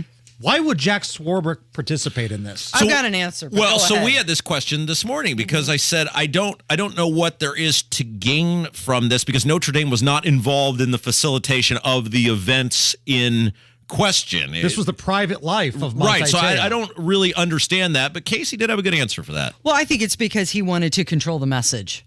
Because it had to do with Notre Dame. It had to do with one of his former players. And they were going to produce this show with or without him. So he might as well be the representative for Notre Dame and get the message out there that puts Notre Dame in the best light. I could see that. Do you think Swarbrick would be the kind of guy that feels like, I'm going to stick up for our guy, Manti Te'o. He busted his butt here at Notre Dame, and, I'm going to go out of my way. Because Swarbrick, the athletic director of Notre Dame, I think he's like 175 years old. This isn't something that he would normally do. He's a smart guy. That guy could have any job he wanted. I don't know why he would leave Notre Dame when he's the athletic director. I mean, what a fantastic gig that is. But he's so smart, and you can see it in this documentary. He's just so well thought out and patient and just puts the message out there that he wants out there. So, and this was what was interesting to me, and I asked Casey, and maybe nobody knows. I either have tons of respect for Manti Te'o on this or no respect of Manti Te'o for this, because if he didn't get paid and was willing just to go out there and tell his story, I got mad respect for that. Like, to throw your worst event of your entire life out in front of everyone. But if he got paid, then he kind of like sold his misery. And in that case, it's like, boy, that's kind of demeaning. Or you could look at it the other way of, you're Manti Te'o. I had to go through this crap. I at least want to get some money out of it. Well, that's true. It's just, but it's like, man, like that. And I guess, but they couldn't do the documentary without you, right? You have to be a part of it. So you see this all the time when people go, oh, I felt compelled. I had to do this because they were going to do it anyway without me. They couldn't do it without you. You are the central player in the thing. Now, this is a 2-part thing on Netflix. Is that right? Yeah. So you've watched the first part. I've watched the first part where it goes through all of the background of why the Lene person did what she did. I hope I'm not spoiling anything for anybody.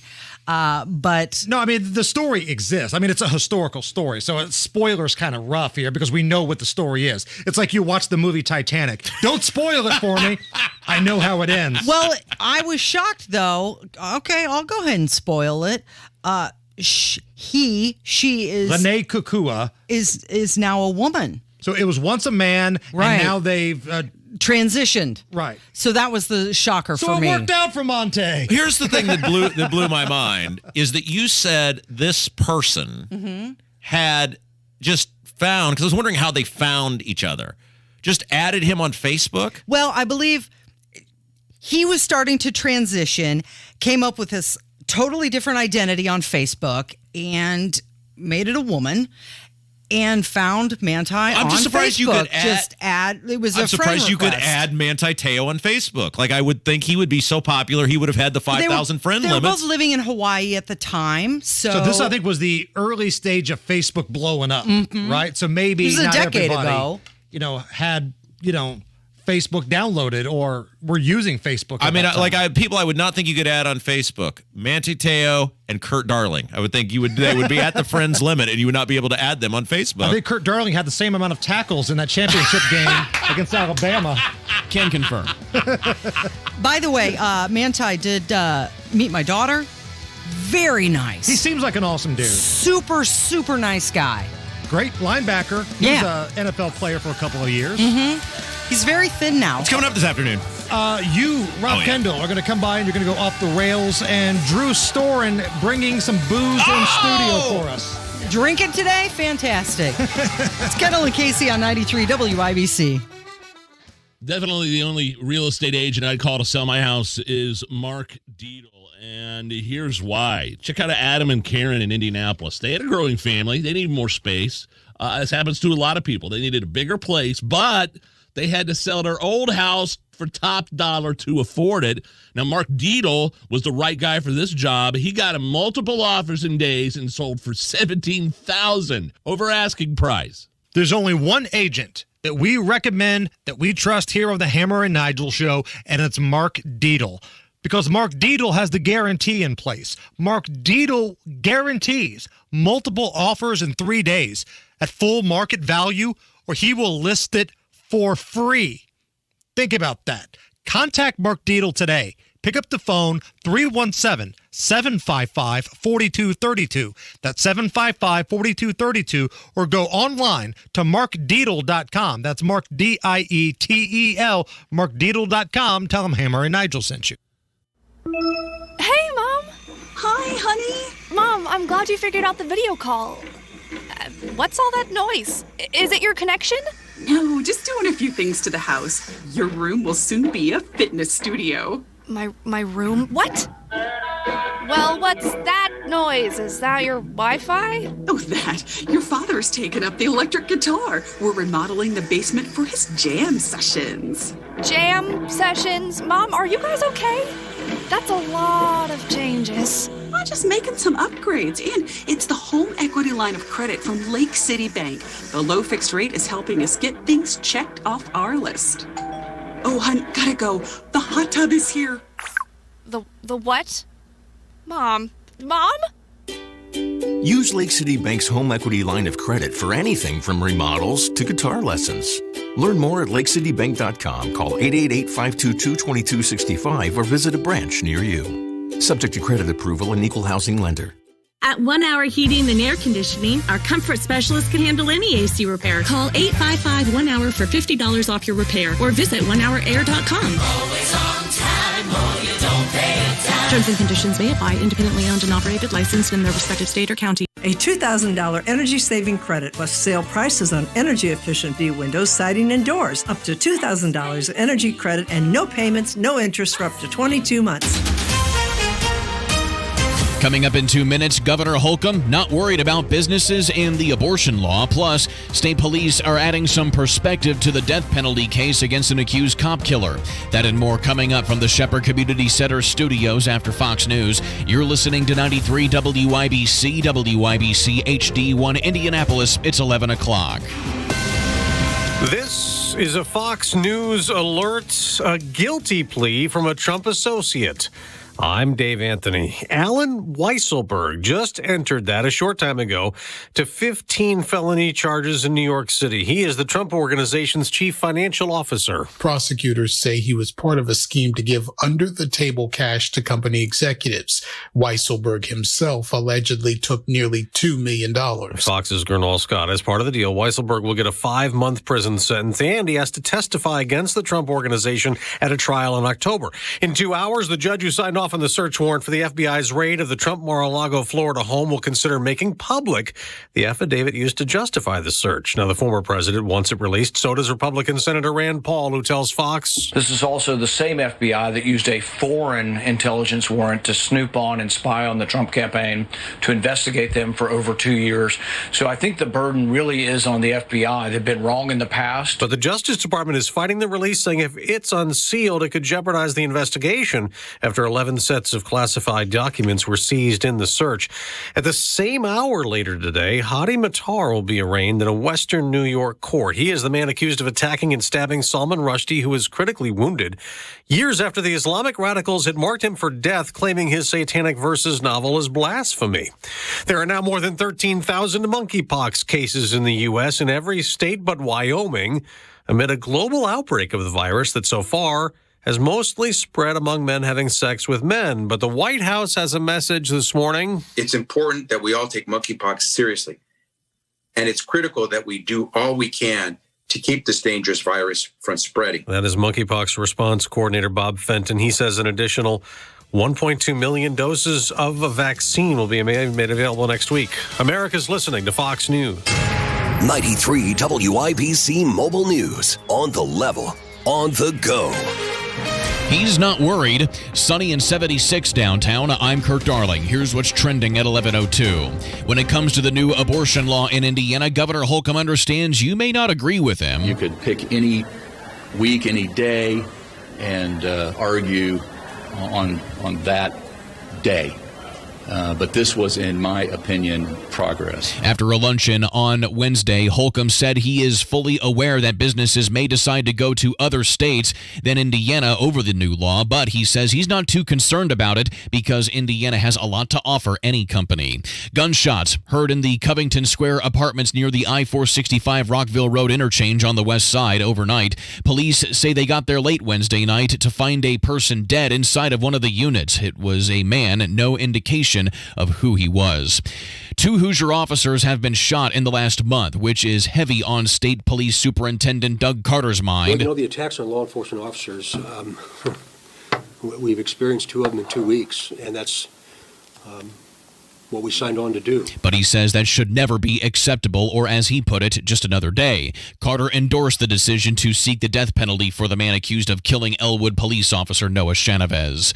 Child molesting gets a man a very long prison sentence. Chris Davis reports. The sentence is 180 years. That's essentially a life term for Kurt Sperlin, who was convicted of molesting someone who was under 14 for 6 years from 2006 to 2012. Sperlin chose to go to trial and was convicted in July.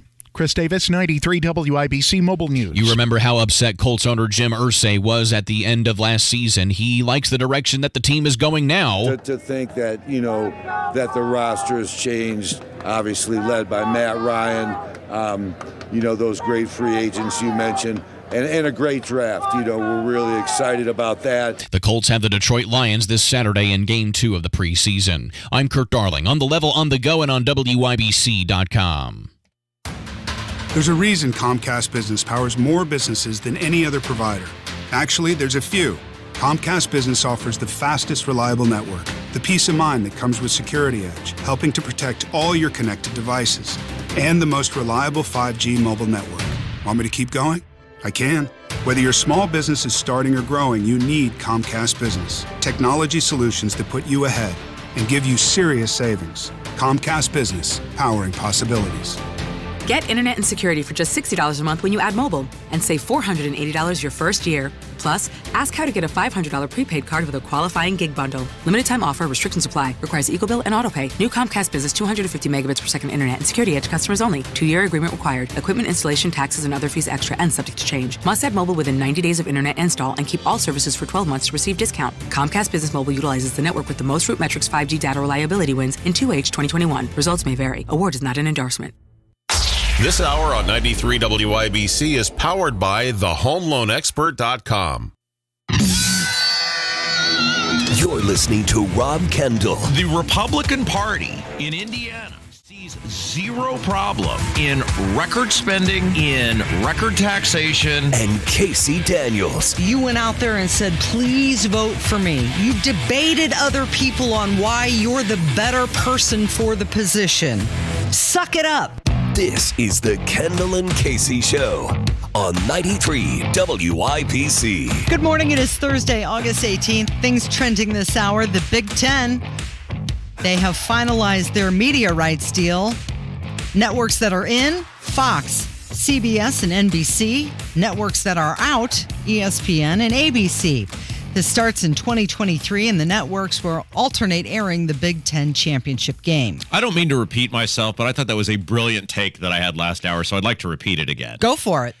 If you want to put in perspective how much money your government wastes, okay, so this is one of the biggest media deals ever, certainly in terms of college athletics. It's $7 billion over 7 years. It's a colossal amount of money.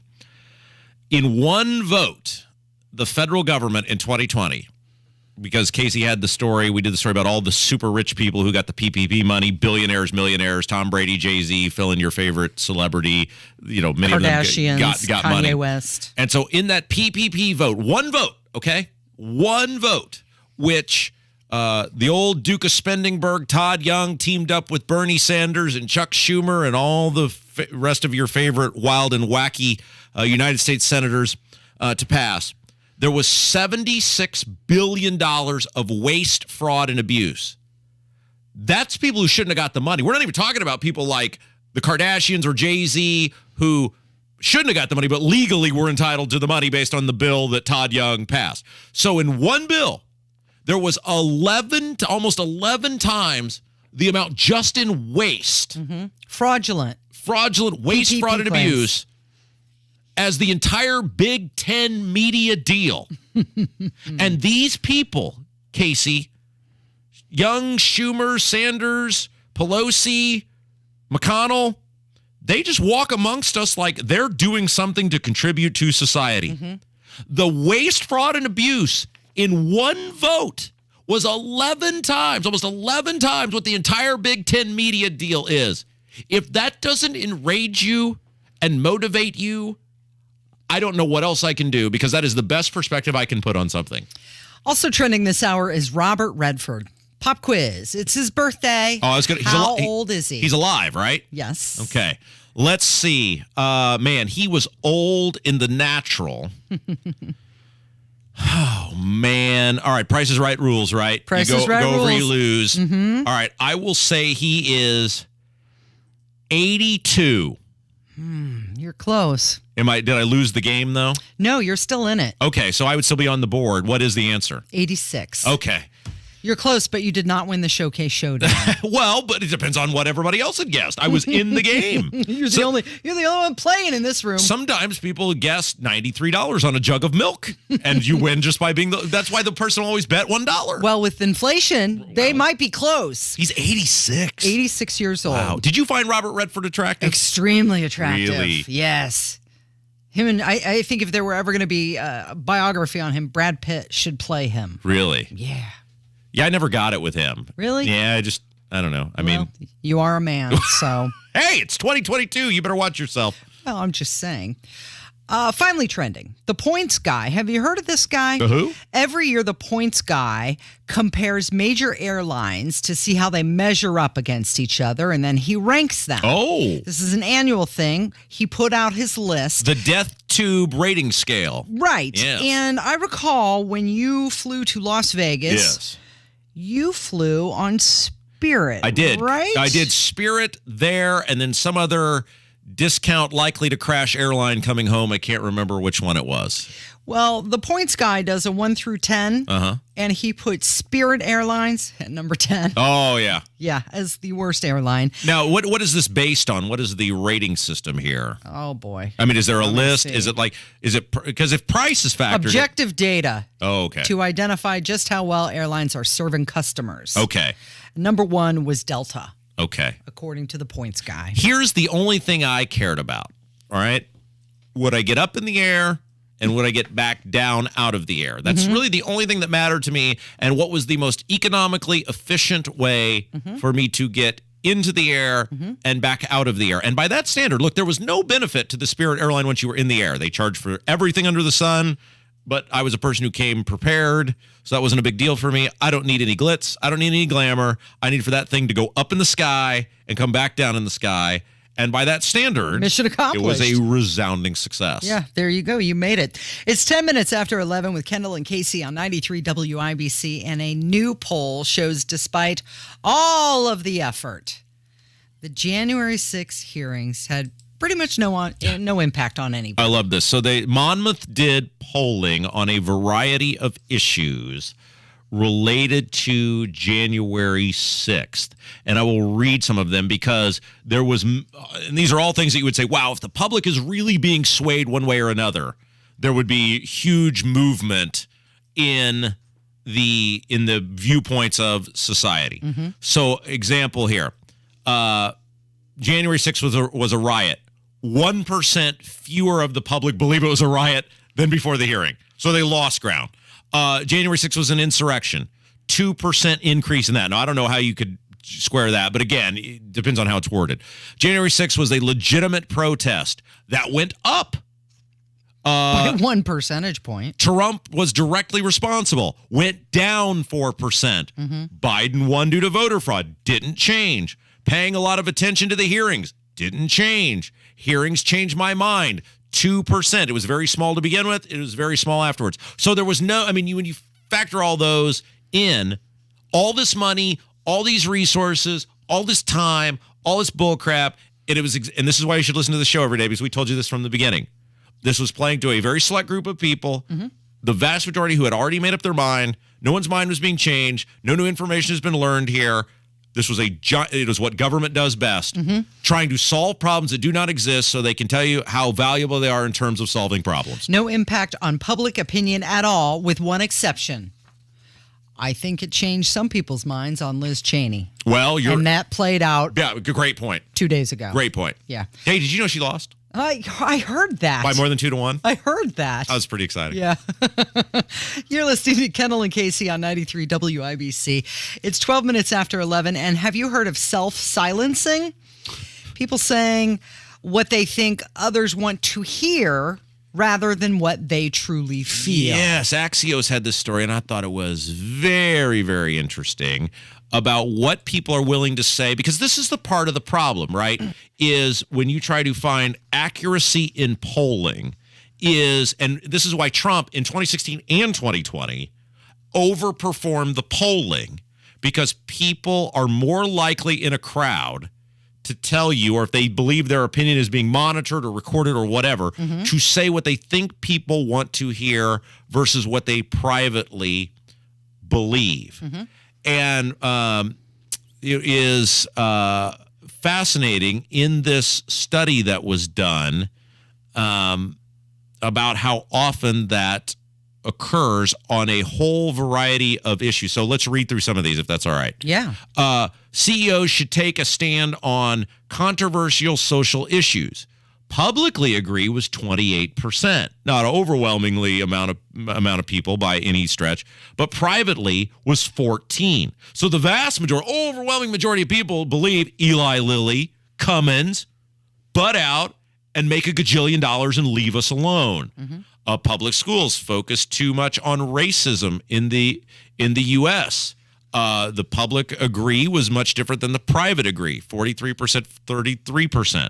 Mask wearing, it was 33% privately agree, 43% publicly agree. Mask wearing was effective to stop COVID. Clearly, the public sentiment on that was, well, of course, masks stop COVID. 59% publicly on a phone or in a crowd or whatever. Privately, 47%. Yeah. And here's the one that I thought was most interesting, because we are led to believe that only radical right-wing Republican cavemen are the only people who believe that abortion should be illegal. And yet when the question of abortion should be left up to a woman and her doctor, overwhelmingly 67%, the entire American public is against abortion restrictions. Yet overwhelmingly, when privately asked, it drops from 67% to 59%. So this is very clearly a real thing. It's like the woke mob has made people scared to speak their opinions. Right. That's what it is. You're in a big group and you kind of look around. Is that how you feel? It's how we all feel. Okay, we all feel this way. But when you're in your own space, your own, sanctuary. Yeah. Okay, let me tell you how Why I really is that? feel. Why do people care what other people think about them? Well, look at the COVID vaccines. I mean, people were losing their jobs if they didn't get the jab. So why would you speak out? Take yourself for an example. Yeah. Well, I mean, you came up against some. I did, but I didn't have a problem speaking out about it. I mean, the whole time it was going on here, I said, look, this every day could be my last day here. Because you were willing to walk away if you had to. Is that what it is? Is that people are so afraid to lose stuff that they're willing to give in and lose their identity as who they are as humans? Because I said this when we were going through this whole process. I said every day when I came in here, could be my last day. If MS changes its mind on their processes and procedures, I'm prepared to go. I feel strongly enough about this. Right. Because we have a trust together as an audience. Are people afraid to lose, are so afraid of losing stuff? Well, think about where you were in that time of your life, Rob. You were not married. Yeah. You're a single guy. You've owned your own businesses. Yeah. You've been in public office. You clearly are a good orator. Yeah. So you have some skills that you could fall back on, and others were not counting on you other than yourself. Yeah. You didn't Bruce. have kids. Well, okay, the dog needs to go to the vet and get fed, but you didn't have kids at home that you had to feed and clothe and shelter. You didn't have a wife counting on you. I mean, it was you. It was all on you, and what you did affected you and you alone. And in fairness, my wife now assumes I'm going to get fired every single day, so we don't count on me anyway. Right. But not everybody's in that situation. Right. They've got people counting on them, so they were afraid to speak up. Nathan Hale famously said, "My only regret is I have but one life to give for my country." And that's why America was founded on such greatness and for so long a time obtained and had such a dominant place in the world, because we had people who were willing to lose everything. I mean, that's the whole inception of the country. And the problem with this is, and I understand what you're saying, and I know we got to get to a break. I understand what you're saying, and I totally accept it. But the problem is when government agencies or employers or whoever say, wow, this person isn't willing to lose it, you will get manipulated around, especially when it comes to the government. Look, private employers can do, a lot of different things with their employees, and I don't have nearly the problem I do when it's the government. But government will use and abuse you, and fear is a number one tactic and tool that they use to get you to comply. Mm-hmm. It's Kendall and Casey on 93 WIBC, and coming up, a story from Rob about rude people. This is unbelievable. When traffic's a bear, Matt Bear is a beast. And now we have a crash southbound 69 and 96th Street. Traffic absolutely soul-crushing. When you need to get from here, crashes on the east side, south side, to there. North side, crashes everywhere. An absolute car apocalypse today in the Circle City. Matt Bear. Delays, and when I say delays, I mean stop traffic continues to build. Mornings and afternoons. So you're going to want to change your reroute. In fact, I'll tell you right 93 WIBC. Hey, Pat Sullivan here, letting you know when you need plumbing help, call who I call, my friends at Hope Plumbing. Not only are they experts in their field who respect the true value of customer service, they also love giving back to this community, which is evident in their new referral program. If you refer a friend, Hope Plumbing will give you and the referral a $50 gift card to a local restaurant. Great plumbing and supporting local restaurants. For more information, visit hopeplumbing.com.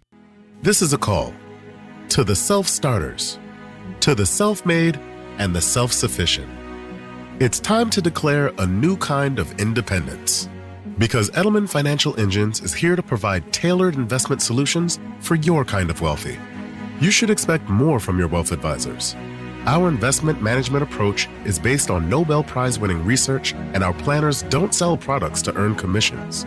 And because we're here for those who question the answers, we model more than 38,000 securities so we can better stress test your portfolio through thousands of scenarios. So no matter where you're going next, see what we can build for you. Call 888-899-4450. That's 888-899-4450. Or visit EFEWealthPlanners.com to get your complimentary financial plan. Edelman Financial Engines, built for those who built themselves. The roar of our engines, the pump of our heartbeats, the pedal to our metal, the sparks that ignite us, the pistons that push us, the passions that drive us. From the feelings that move us to the places that pull us on the roads that unite us. With nearly 6,000 stores and over 17,000 auto care centers, Napa has America's largest network of parts and care, here to keep you firing on all cylinders.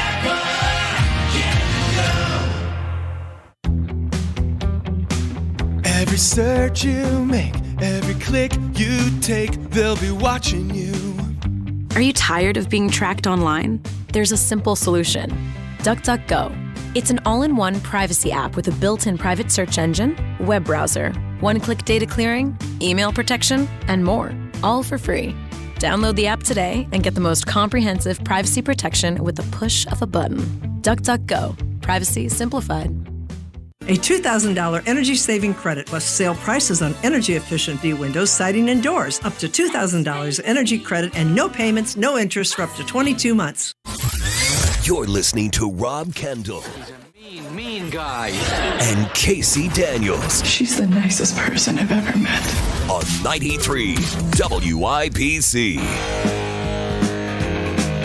Nearly 70% of people questioned in a recent Associated Press poll said people are ruder. Yeah. A lot ruder than they were 20 or 30 years ago. Oh, yeah.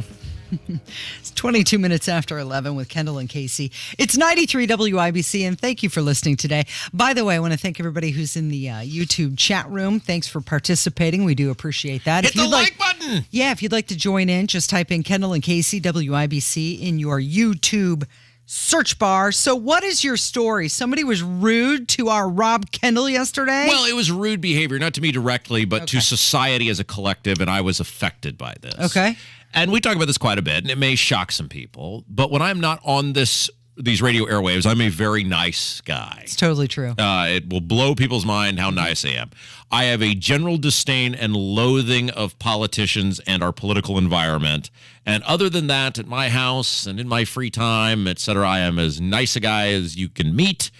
And so thus, when I say this, know that this is Rob Kendall outside of these radio airwaves. All of my my passion is channeled on these 3 hours. And then other than that, I'm a pretty chill person. So we have a parking garage that we park in. And by the way, Casey has not heard this story yet. She has I have no idea where you're going. So we have a parking garage that we get into, and we have a badge to get in and out, but there's also a public aspect to this parking garage. And as you may have experienced, that Kevin has experienced, sometimes the arms on the little guardrails don't always raise and lower as they should. I think Kevin experienced that one day. You had that issue. Yeah, true. And I think they've had some staffing issues. There's not always a person on guard as there should be or whatever. And that's fine. That happens. I understand the Biden economy has really crippled everyone. So whatever. You want to be, polite and understanding. So I am going to leave our parking garage after I got off the show yesterday. And there's a backup of automobiles getting out of the parking garage. And I always get nervous when I am stuck somewhere in the greater downtown area because Joe Hogsett has made this an incredibly unsafe society. And coupled with the fact there's a litany of people who would like to see me floating in a river somewhere. When I'm not moving forward in the greater downtown area, I get slightly nervous. So I'm watching, and this person's at the little thing to get out of the gate. Swiping their card to lift the arm. I can't exactly see what's happening, but the thing is not moving. So I'm thinking, okay, and I can see this person is on the phone, and there's other cars in front of me. So I'm seeing this person's on the phone. There's a phone number there you can call. I can see no one is at the desk. So I'm thinking, okay, this has happened. I've seen it happen to Kevin. It's happened to me over the years. This person is probably trying to get out. They are crippled by the lack of arm raising and lowering. And so I was sitting there, keep sitting there. This goes on for like 5 minutes. And I'm thinking, what in the world is going on here? And I'm starting to get angry at the parking garage, thinking, it's the middle of the day. How can you not have someone on call? This happens. And by the way, we pay to park in this garage. This is not free. It comes out of our check. We pay for it. It is not, it is something that we pay for. So I'm starting to get mildly frustrated. I can see the guy in front of me is starting to get very frustrated by this. And then at one point I'm thinking, okay, but it's not this person's fault. Clearly there is a problem with the arm in question or whatever. So we must be, cognizant of that. Then I see a girl, I don't know, she must be 15, 16 years old, walks in front of the arm, around the person's car, and proceeds to get into the car. Oh.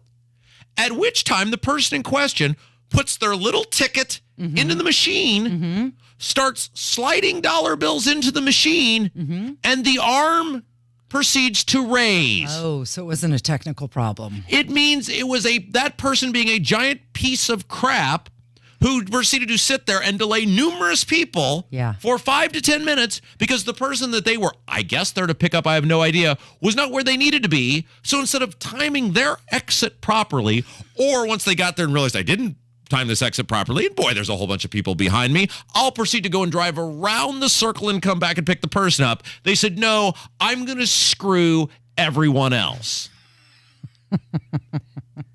I'm so sorry that happened to you. How long did you have to sit there? It was probably, I tried to do the estimate, between 5 and 10 minutes is what I estimated by the time from the delay to the person getting in the car to them sliding slowly the dollar bills into the machine. Yeah, and that is a pretty long time when you just want to go home after work. Yeah. And it's like, and I'm sitting there thinking, gas is like $93 a gallon. How much gas is this costing me to sit here? It was so rude. It's their world.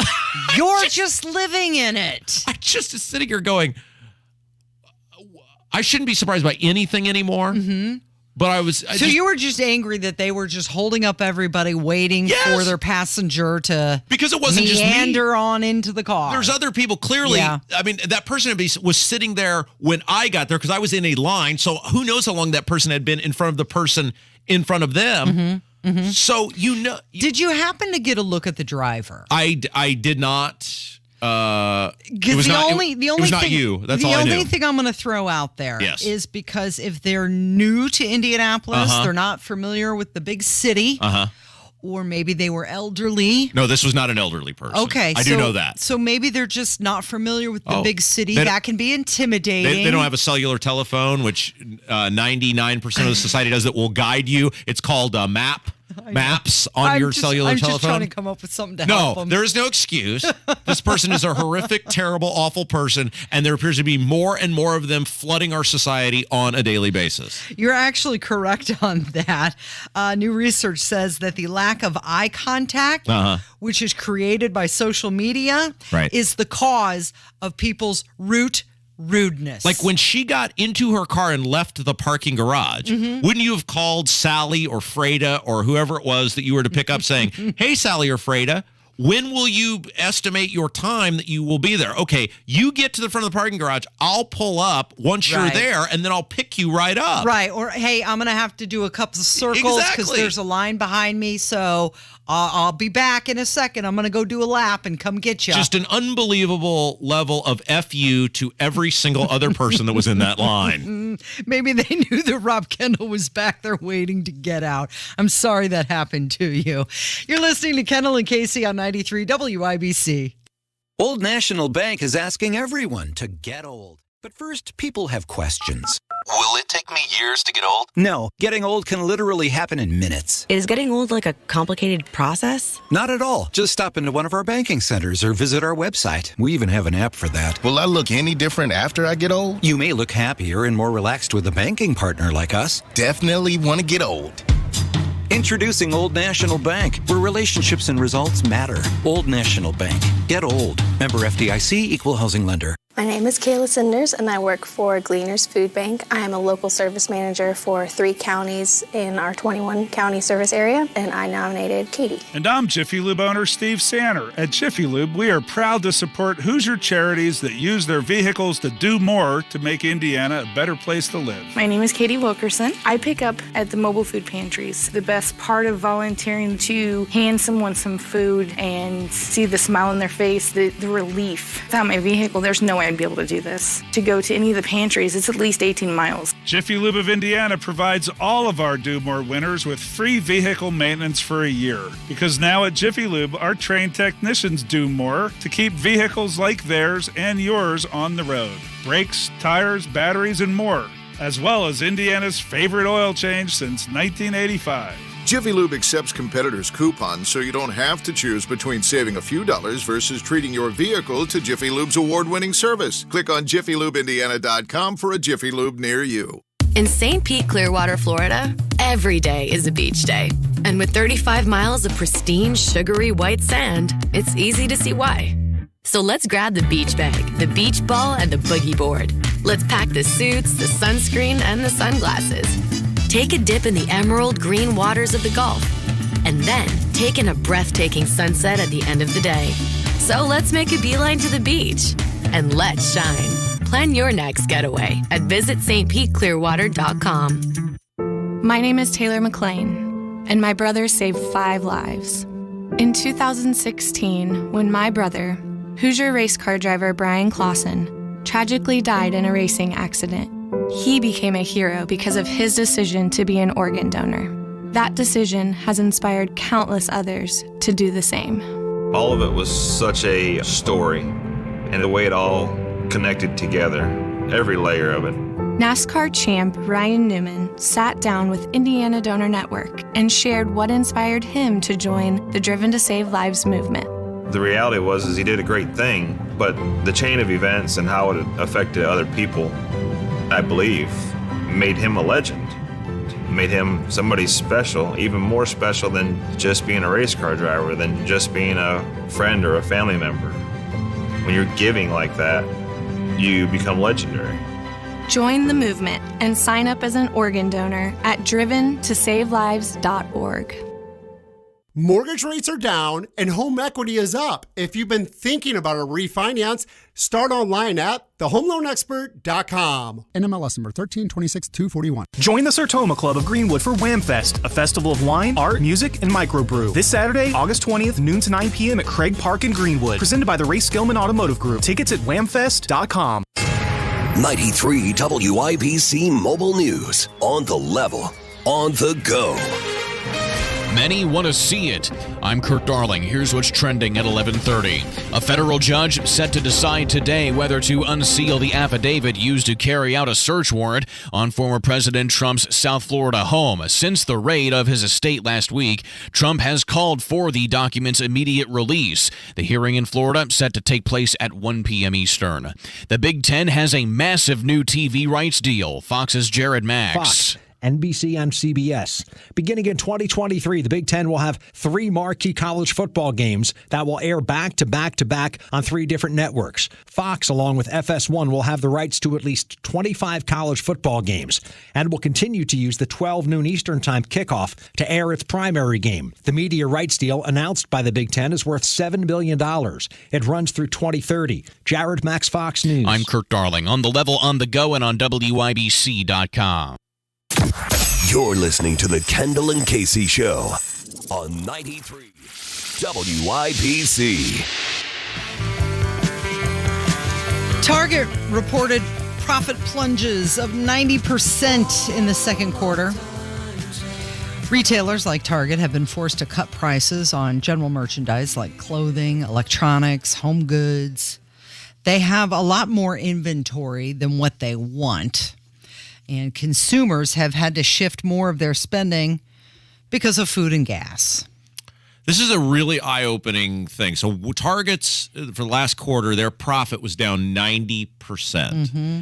And I've long said that there are certain companies that should largely be recession-proof. Like, recession hits, economy gets tight, you'd expect, hey, Rodeo Drive might take a bit of a ding because, well, Rodeo Drive is ridiculously expensive, overpriced stuff. Mm-hmm. But you would think no matter what is happening in society, short of a 1930s depression era, that the nuts and bolts retailers, so I'm talking about especially people that are food providers in addition to clothing, so your Walmarts, your Targets, the Myers of the world, would be largely recession-proof. Now, they may feel pain. They may see some profit dropping. But we've seen a colossal attack on Walmart and what's happened with them. I didn't think anything. Joe Biden has managed to do something that I didn't think was feasibly possible, which is make a major dent in Walmart. And now you're hearing Target with a 90% reduction in their profit drop. That's a lot. That's a lot. And again, it's not meant to say, well, Target and Walmart should just be able to do whatever they want to do and be immune to the economy. No, we're saying in terms of a larger scale, a 30,000-foot view, when your major nuts and bolts retailers who not only provide clothing items, toiletries, whatever, but also food are seeing major dents. That is it is well beyond a red flag. It's rockets, red glare, the bombs bursting in air in terms of people better wake up about what's going on. So their net income fell $183 million. That's a staggering amount. Yeah. And Target now feeling the impact of inflation because their consumers are feeling it and not buying the products that they have on their shelves. And this is where it's going to get really interesting, like you said, because there's only X amount of dollars. There's only X amount of price you can, you have to charge X amount of dollars based on what it costs you to receive the item. And if the public at large cannot consistently buy X amount of X item at Y amount of price, now you have a major issue because your store is full of those products. It's full of those products, and your store is based largely around, and people shop based on, hey, if I go to Walmart, they're always going to have, or almost always going to have, X item. Well, if you stop having X item because of these supply chain issues and the backlog that it creates, and then your ordering is off, now people stop coming to your store. So there's a whole bevy of issues, going on here. We just said this morning, Bed Bath & Beyond. Yeah. They opened today 20% down. Their stocks did anyway. So they're losing on every angle. By the way, can I again just make a public cry for help in the greater Brownsburg community? Yeah. If I might take this opportunity, because, we have some really interesting people who run our town, and they're not really big on doing stuff. But if they could ever get a wild hair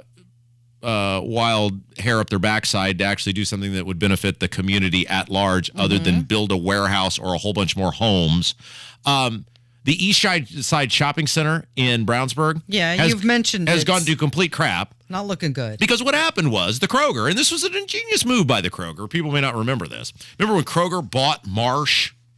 So, you may have been gone when that happened. This was, I think you were still here. You were probably, did they even have Marsh up in South Bend, the greater South Bend area? No, they have Martin's. Okay. Yeah. So Marsh obviously was a super predominant retailer in the 80s, 90s, 2000s here in Indiana. And as many retailers did, it went the way of the dinosaur. And Kroger acquired Marsh because Marsh was in big financial trouble. Well, what Kroger did, and this was really an ingenious move, they said, okay, take a community like Brownsburg. There is a Walmart, but the only other really grocer outlet are Kroger and Marsh.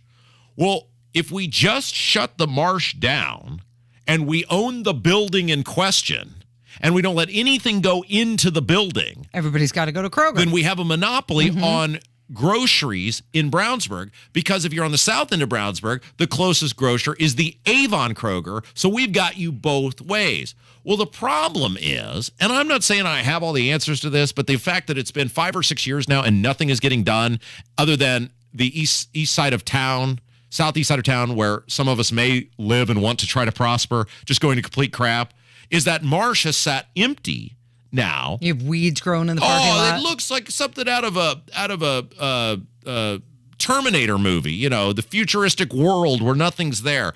It's a joke and a disgrace. And the problem is that shopping center that is attached to it has struggled, and the east side in general, because you need an anchor establishment for people to go. So if the wizards of smart who run our town could get off their ass and try to do something to persuade, pressure, there's no way that building, I cannot imagine, given the fact that there's graffiti on the back of the building, that there's weeds growing everywhere, that building is in all town compliances. If you could start using whatever mechanism at your disposal to try to get Kroger, if they don't want it, to sell it to someone that doesn't have to be a grocery store. You can put in a contract, can't be a grocery store. Fine. Let's get something in there that might save the side of town that I live on and grew up going to. Okay. Heaven forbid we do that.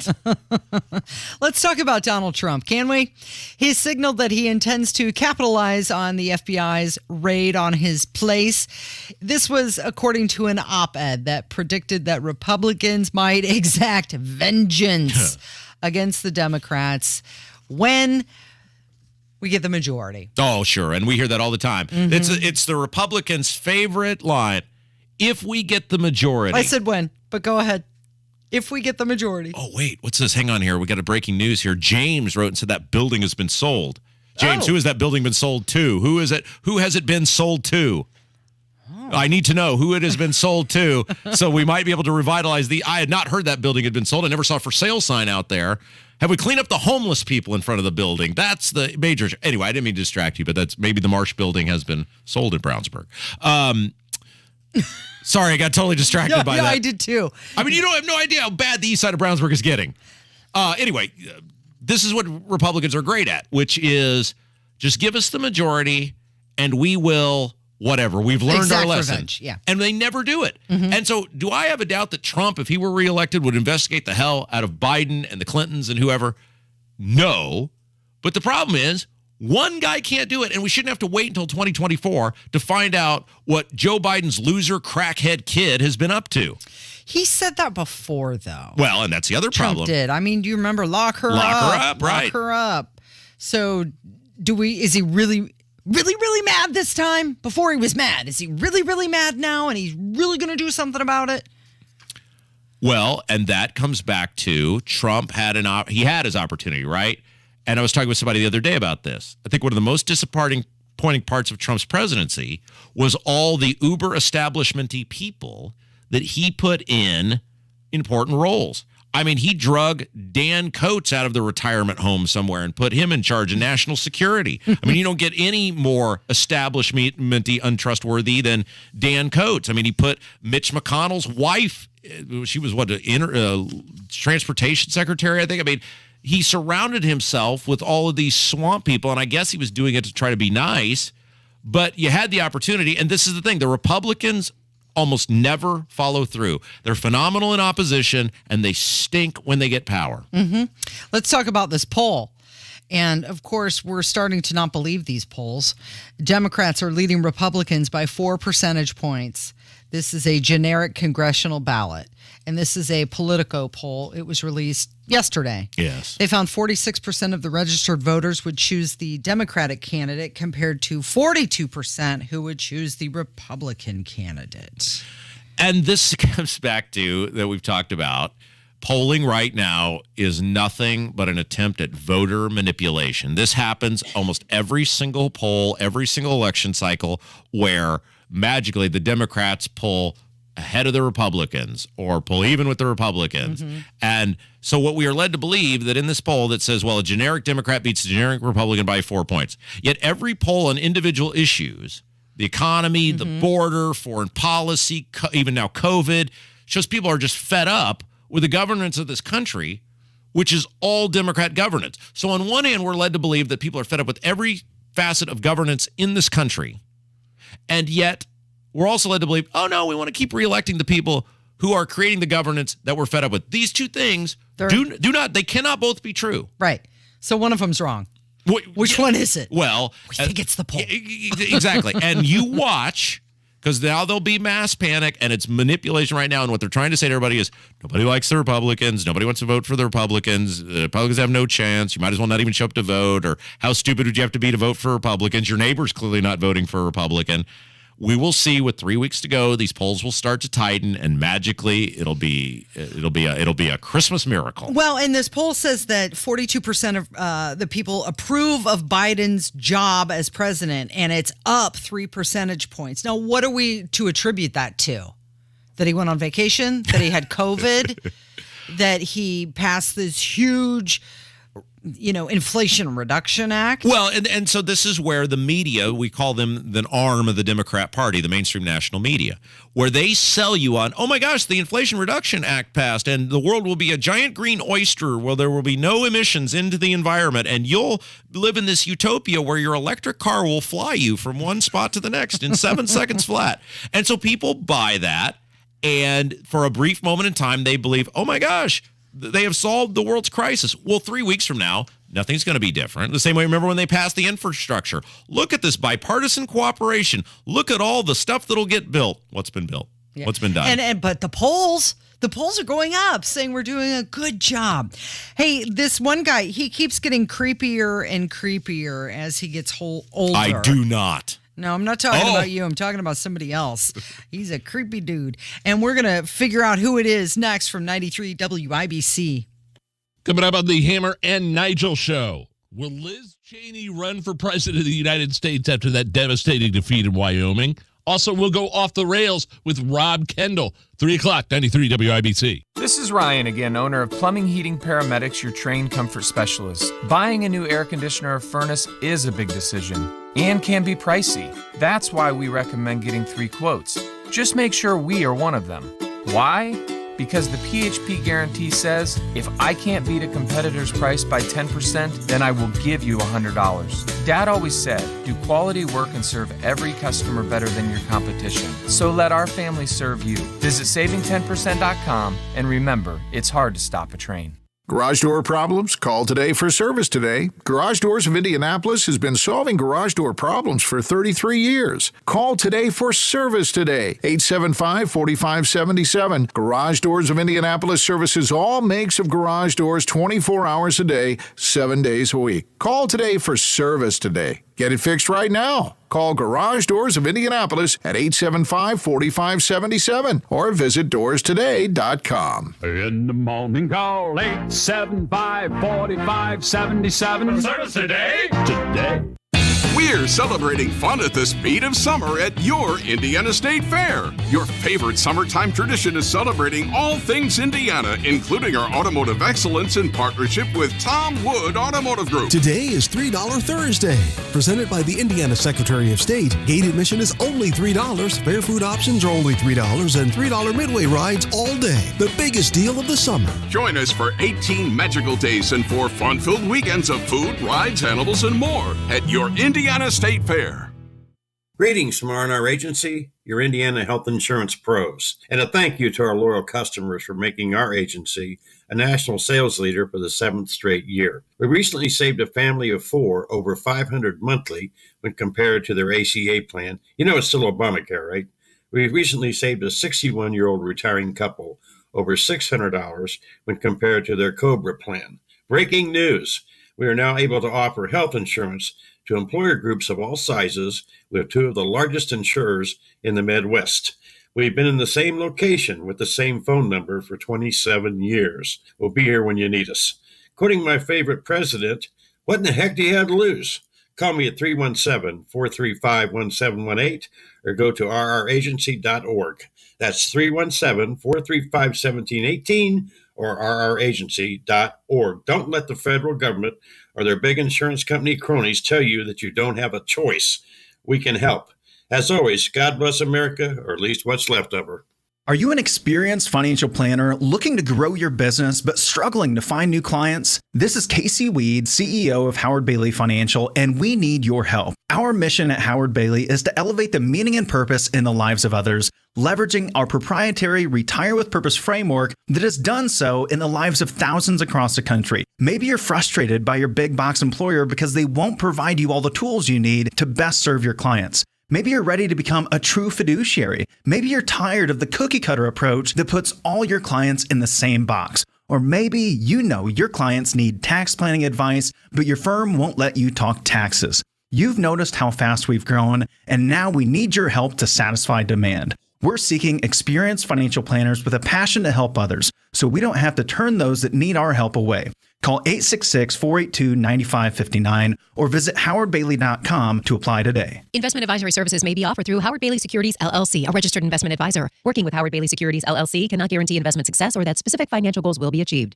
Here's Terry Stacy to tell you what's going on with WIBC. The Home and Garden Show hits the road again next week. The gang is heading back to Sullivan Hardware and Garden on 71st and Keystone. Live every Saturday starting at 9. Be sure to tune in to Pat, Denny, and the gang on 93 WIBC. Follow WIBC on your favorite social media channels to stay up to date on breaking news, traffic updates, and weather. Find us on Twitter, Facebook, Instagram, and YouTube.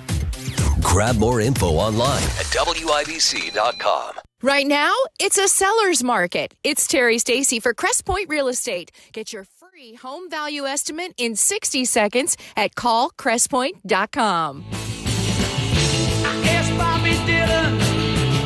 I asked the Beatles. He's getting creepier and creepier as he gets older. Not true. It's just my humble opinion. I am actually getting less creepy the older I get. You're fantastic. I'm not talking about you. I'm talking about Bill Gates. It's 10 minutes before noon, and he has shared a plan to outsmart the world's deadliest animal. Pop quiz, what is the world's deadliest animal, according to Bill Gates? Lions, tigers, bears? I would say some sort of prehistoric buffalo of some sort, saber-tooth. It has the word saber-tooth in it. I guarantee it. Wrong. Kevin, you want to get in on this? According to Bill Gates, what is the world's deadliest animal? Well, I've already looked at the rundown. Kevin! He's a cheater. It's mosquitoes. Wait, mosquito is the world's deadliest animal? Well, according to Bill Gates, he wrote on a blog that he is building this thing in Colombia, by the way. Oh, sure. Building something in Colombia. Yeah. That's going to end well. Yeah. Scientists are breeding millions and millions of mosquitoes. Oh, and it's Bill Gates, you said, right? Mm-hmm. So definitely probably all above board. Really the best of intentions. Tell me, Casey, why is Bill Gates now breeding the world's most deadly animal? He's infecting them with bacteria, which will block them from transmitting viral diseases. Oh. Like Zika and yellow fever. This sounds like gain of function to me. That's what I thought. Does that not sound like gain of function to you? I'm not familiar. Where they manipulate like a virus. Yeah, they manipulate things to try to make them worse to see what happens. Which is what a lot of people believe happened with COVID. Right. And we were told, oh, you hush you. That would never happen. Does this not sound like... No, I understand mosquitoes spread malaria, and in different parts of the world, it's a real problem. I thought we had nets for that. I thought there was nets. Wasn't Bono big on the mosquito nets for a while? But now Bill Gates is intentionally breeding millions and millions of mosquitoes so that they can get in there and infect them and see what happens. This sounds like the most horrific, awful thing that you could imagine of Bill Gates in some science lab in Colombia. Like, why isn't he doing it at, I don't know, there's enough universities in this country, like pick one. He could buy the university. Why doesn't he just pick the university and take, like, why doesn't he buy Indiana State University and just take it over and to go, this is now the Bill Gates experimental mosquito breeding lab institute where there can be some sort of oversight on this. Oversight is the word. Yeah. Like where people can watch and see what's going on because... Why does it have to be done in Colombia? Yeah, I think that is what has me as concerned. Because, look, there are probably many fine people who live in Colombia. Sure. But I'm just not feeling overly optimistic about mosquito breeding being done in Colombia. Sorry. Yeah. It's Kendall and Casey on 93 WIBC. Can we talk about your tomato story? Oh, yes. Tomatoes are getting squeezed. California leads the world in production of processing tomatoes. By the way, there is a huge tomato producer here in Indiana. Oh? Red Gold tomatoes. Oh, yes, Red Gold, yes. Yeah. You know what's weird? I love ketchup, but I do not like tomatoes. Isn't that weird? How is that? Isn't ketchup? I've never been able to figure that out. I do not like the taste of tomatoes. I do like ketchup. You don't like the raw tomato? No. What about cooked? What about tomato sauce? Nope. Well, yeah, tomato pasta paste? sauce. Yeah, like spaghetti sauce. Yes, I like all the stuff that has sugar in it. Yeah, affiliated okay, with tomatoes. There you go. But not the actual tomato itself. Hey, can I tell you an interesting story that's going on in my house right now? Yeah. It relates to things being grown because we were talking about the tomato shortage. Yeah. So the lady who owned my house before had those little corn bars like that you would put in your back for squirrels or whatever to get up and get. Oh, yeah. Okay. Yeah, and apparently some of the corn fell off the little corn bar. And grill? And it is growing. And I have corn in the back of my house growing stalks and everything. I'm like Kevin Costner in Field of Dreams. Fantastic. In my backyard. Now, is this edible corn or is this corn for your cattle? Yeah, it was baby corn, which my wife ripped off the other day, put it in the pot, boiled it, put some salt on it, and ate it and said it was very good. Sweet corn. I said, that sounds ridiculously dangerous. To eat something not sold in a store. But she said she'd be fine. She's still living. And so I have corn growing in my backyard. I am going to become Farmer Rob Kendall. That's fantastic. You'll be a gentleman farmer. I have more basil than I know what to do with right now. But the problem with the tomatoes is that California is experiencing a drought. Yeah. One of the worst ones in over 1,000 years. Yeah. We just mentioned how the Colorado River is running dry, and it is threatening to push the prices up for everything from salsa to spaghetti sauce. So if you're into tomato type things, you're going to be paying more, just like everything else, right? So yields are off this year, by the way. And the price of tomato sauce in 4 weeks has gone up 17% from a year ago. Real quick before we go, I have to ask a question because maybe you know this and maybe Kevin knows this or maybe our audience knows this. Why is it so hard to get mustard right now? I cannot get the Walmart brand mustard, and I've been forced to pay full price for the name brand mustard the last several times I have been at the store. And so I'm wondering what is going on. Is there a mustard seed shortage? What is going on with the Great Value mustard brand? Has that been discontinued? Is it a supply chain issue? That's what I'm trying to figure out. I'm seeing if maybe someone else has had this problem because it is markedly more expensive to buy the name brand mustard. It could be supply chain. You know, it did affect the Kendall and Casey show with our Belvita breakfast cookies. Luckily, they're back, though. By the way, ketchup, your love for ketchup, you're paying 23% more for it right now. Yes. Thank you, Rob. Good job, Kevin. And thank you for listening today. We're going to count on you to be back here tomorrow. It's Kendall and Casey on 93 WIBC. Tired of daily insulin injections? Participants are needed for the Revitalize 1 clinical research study. Evaluate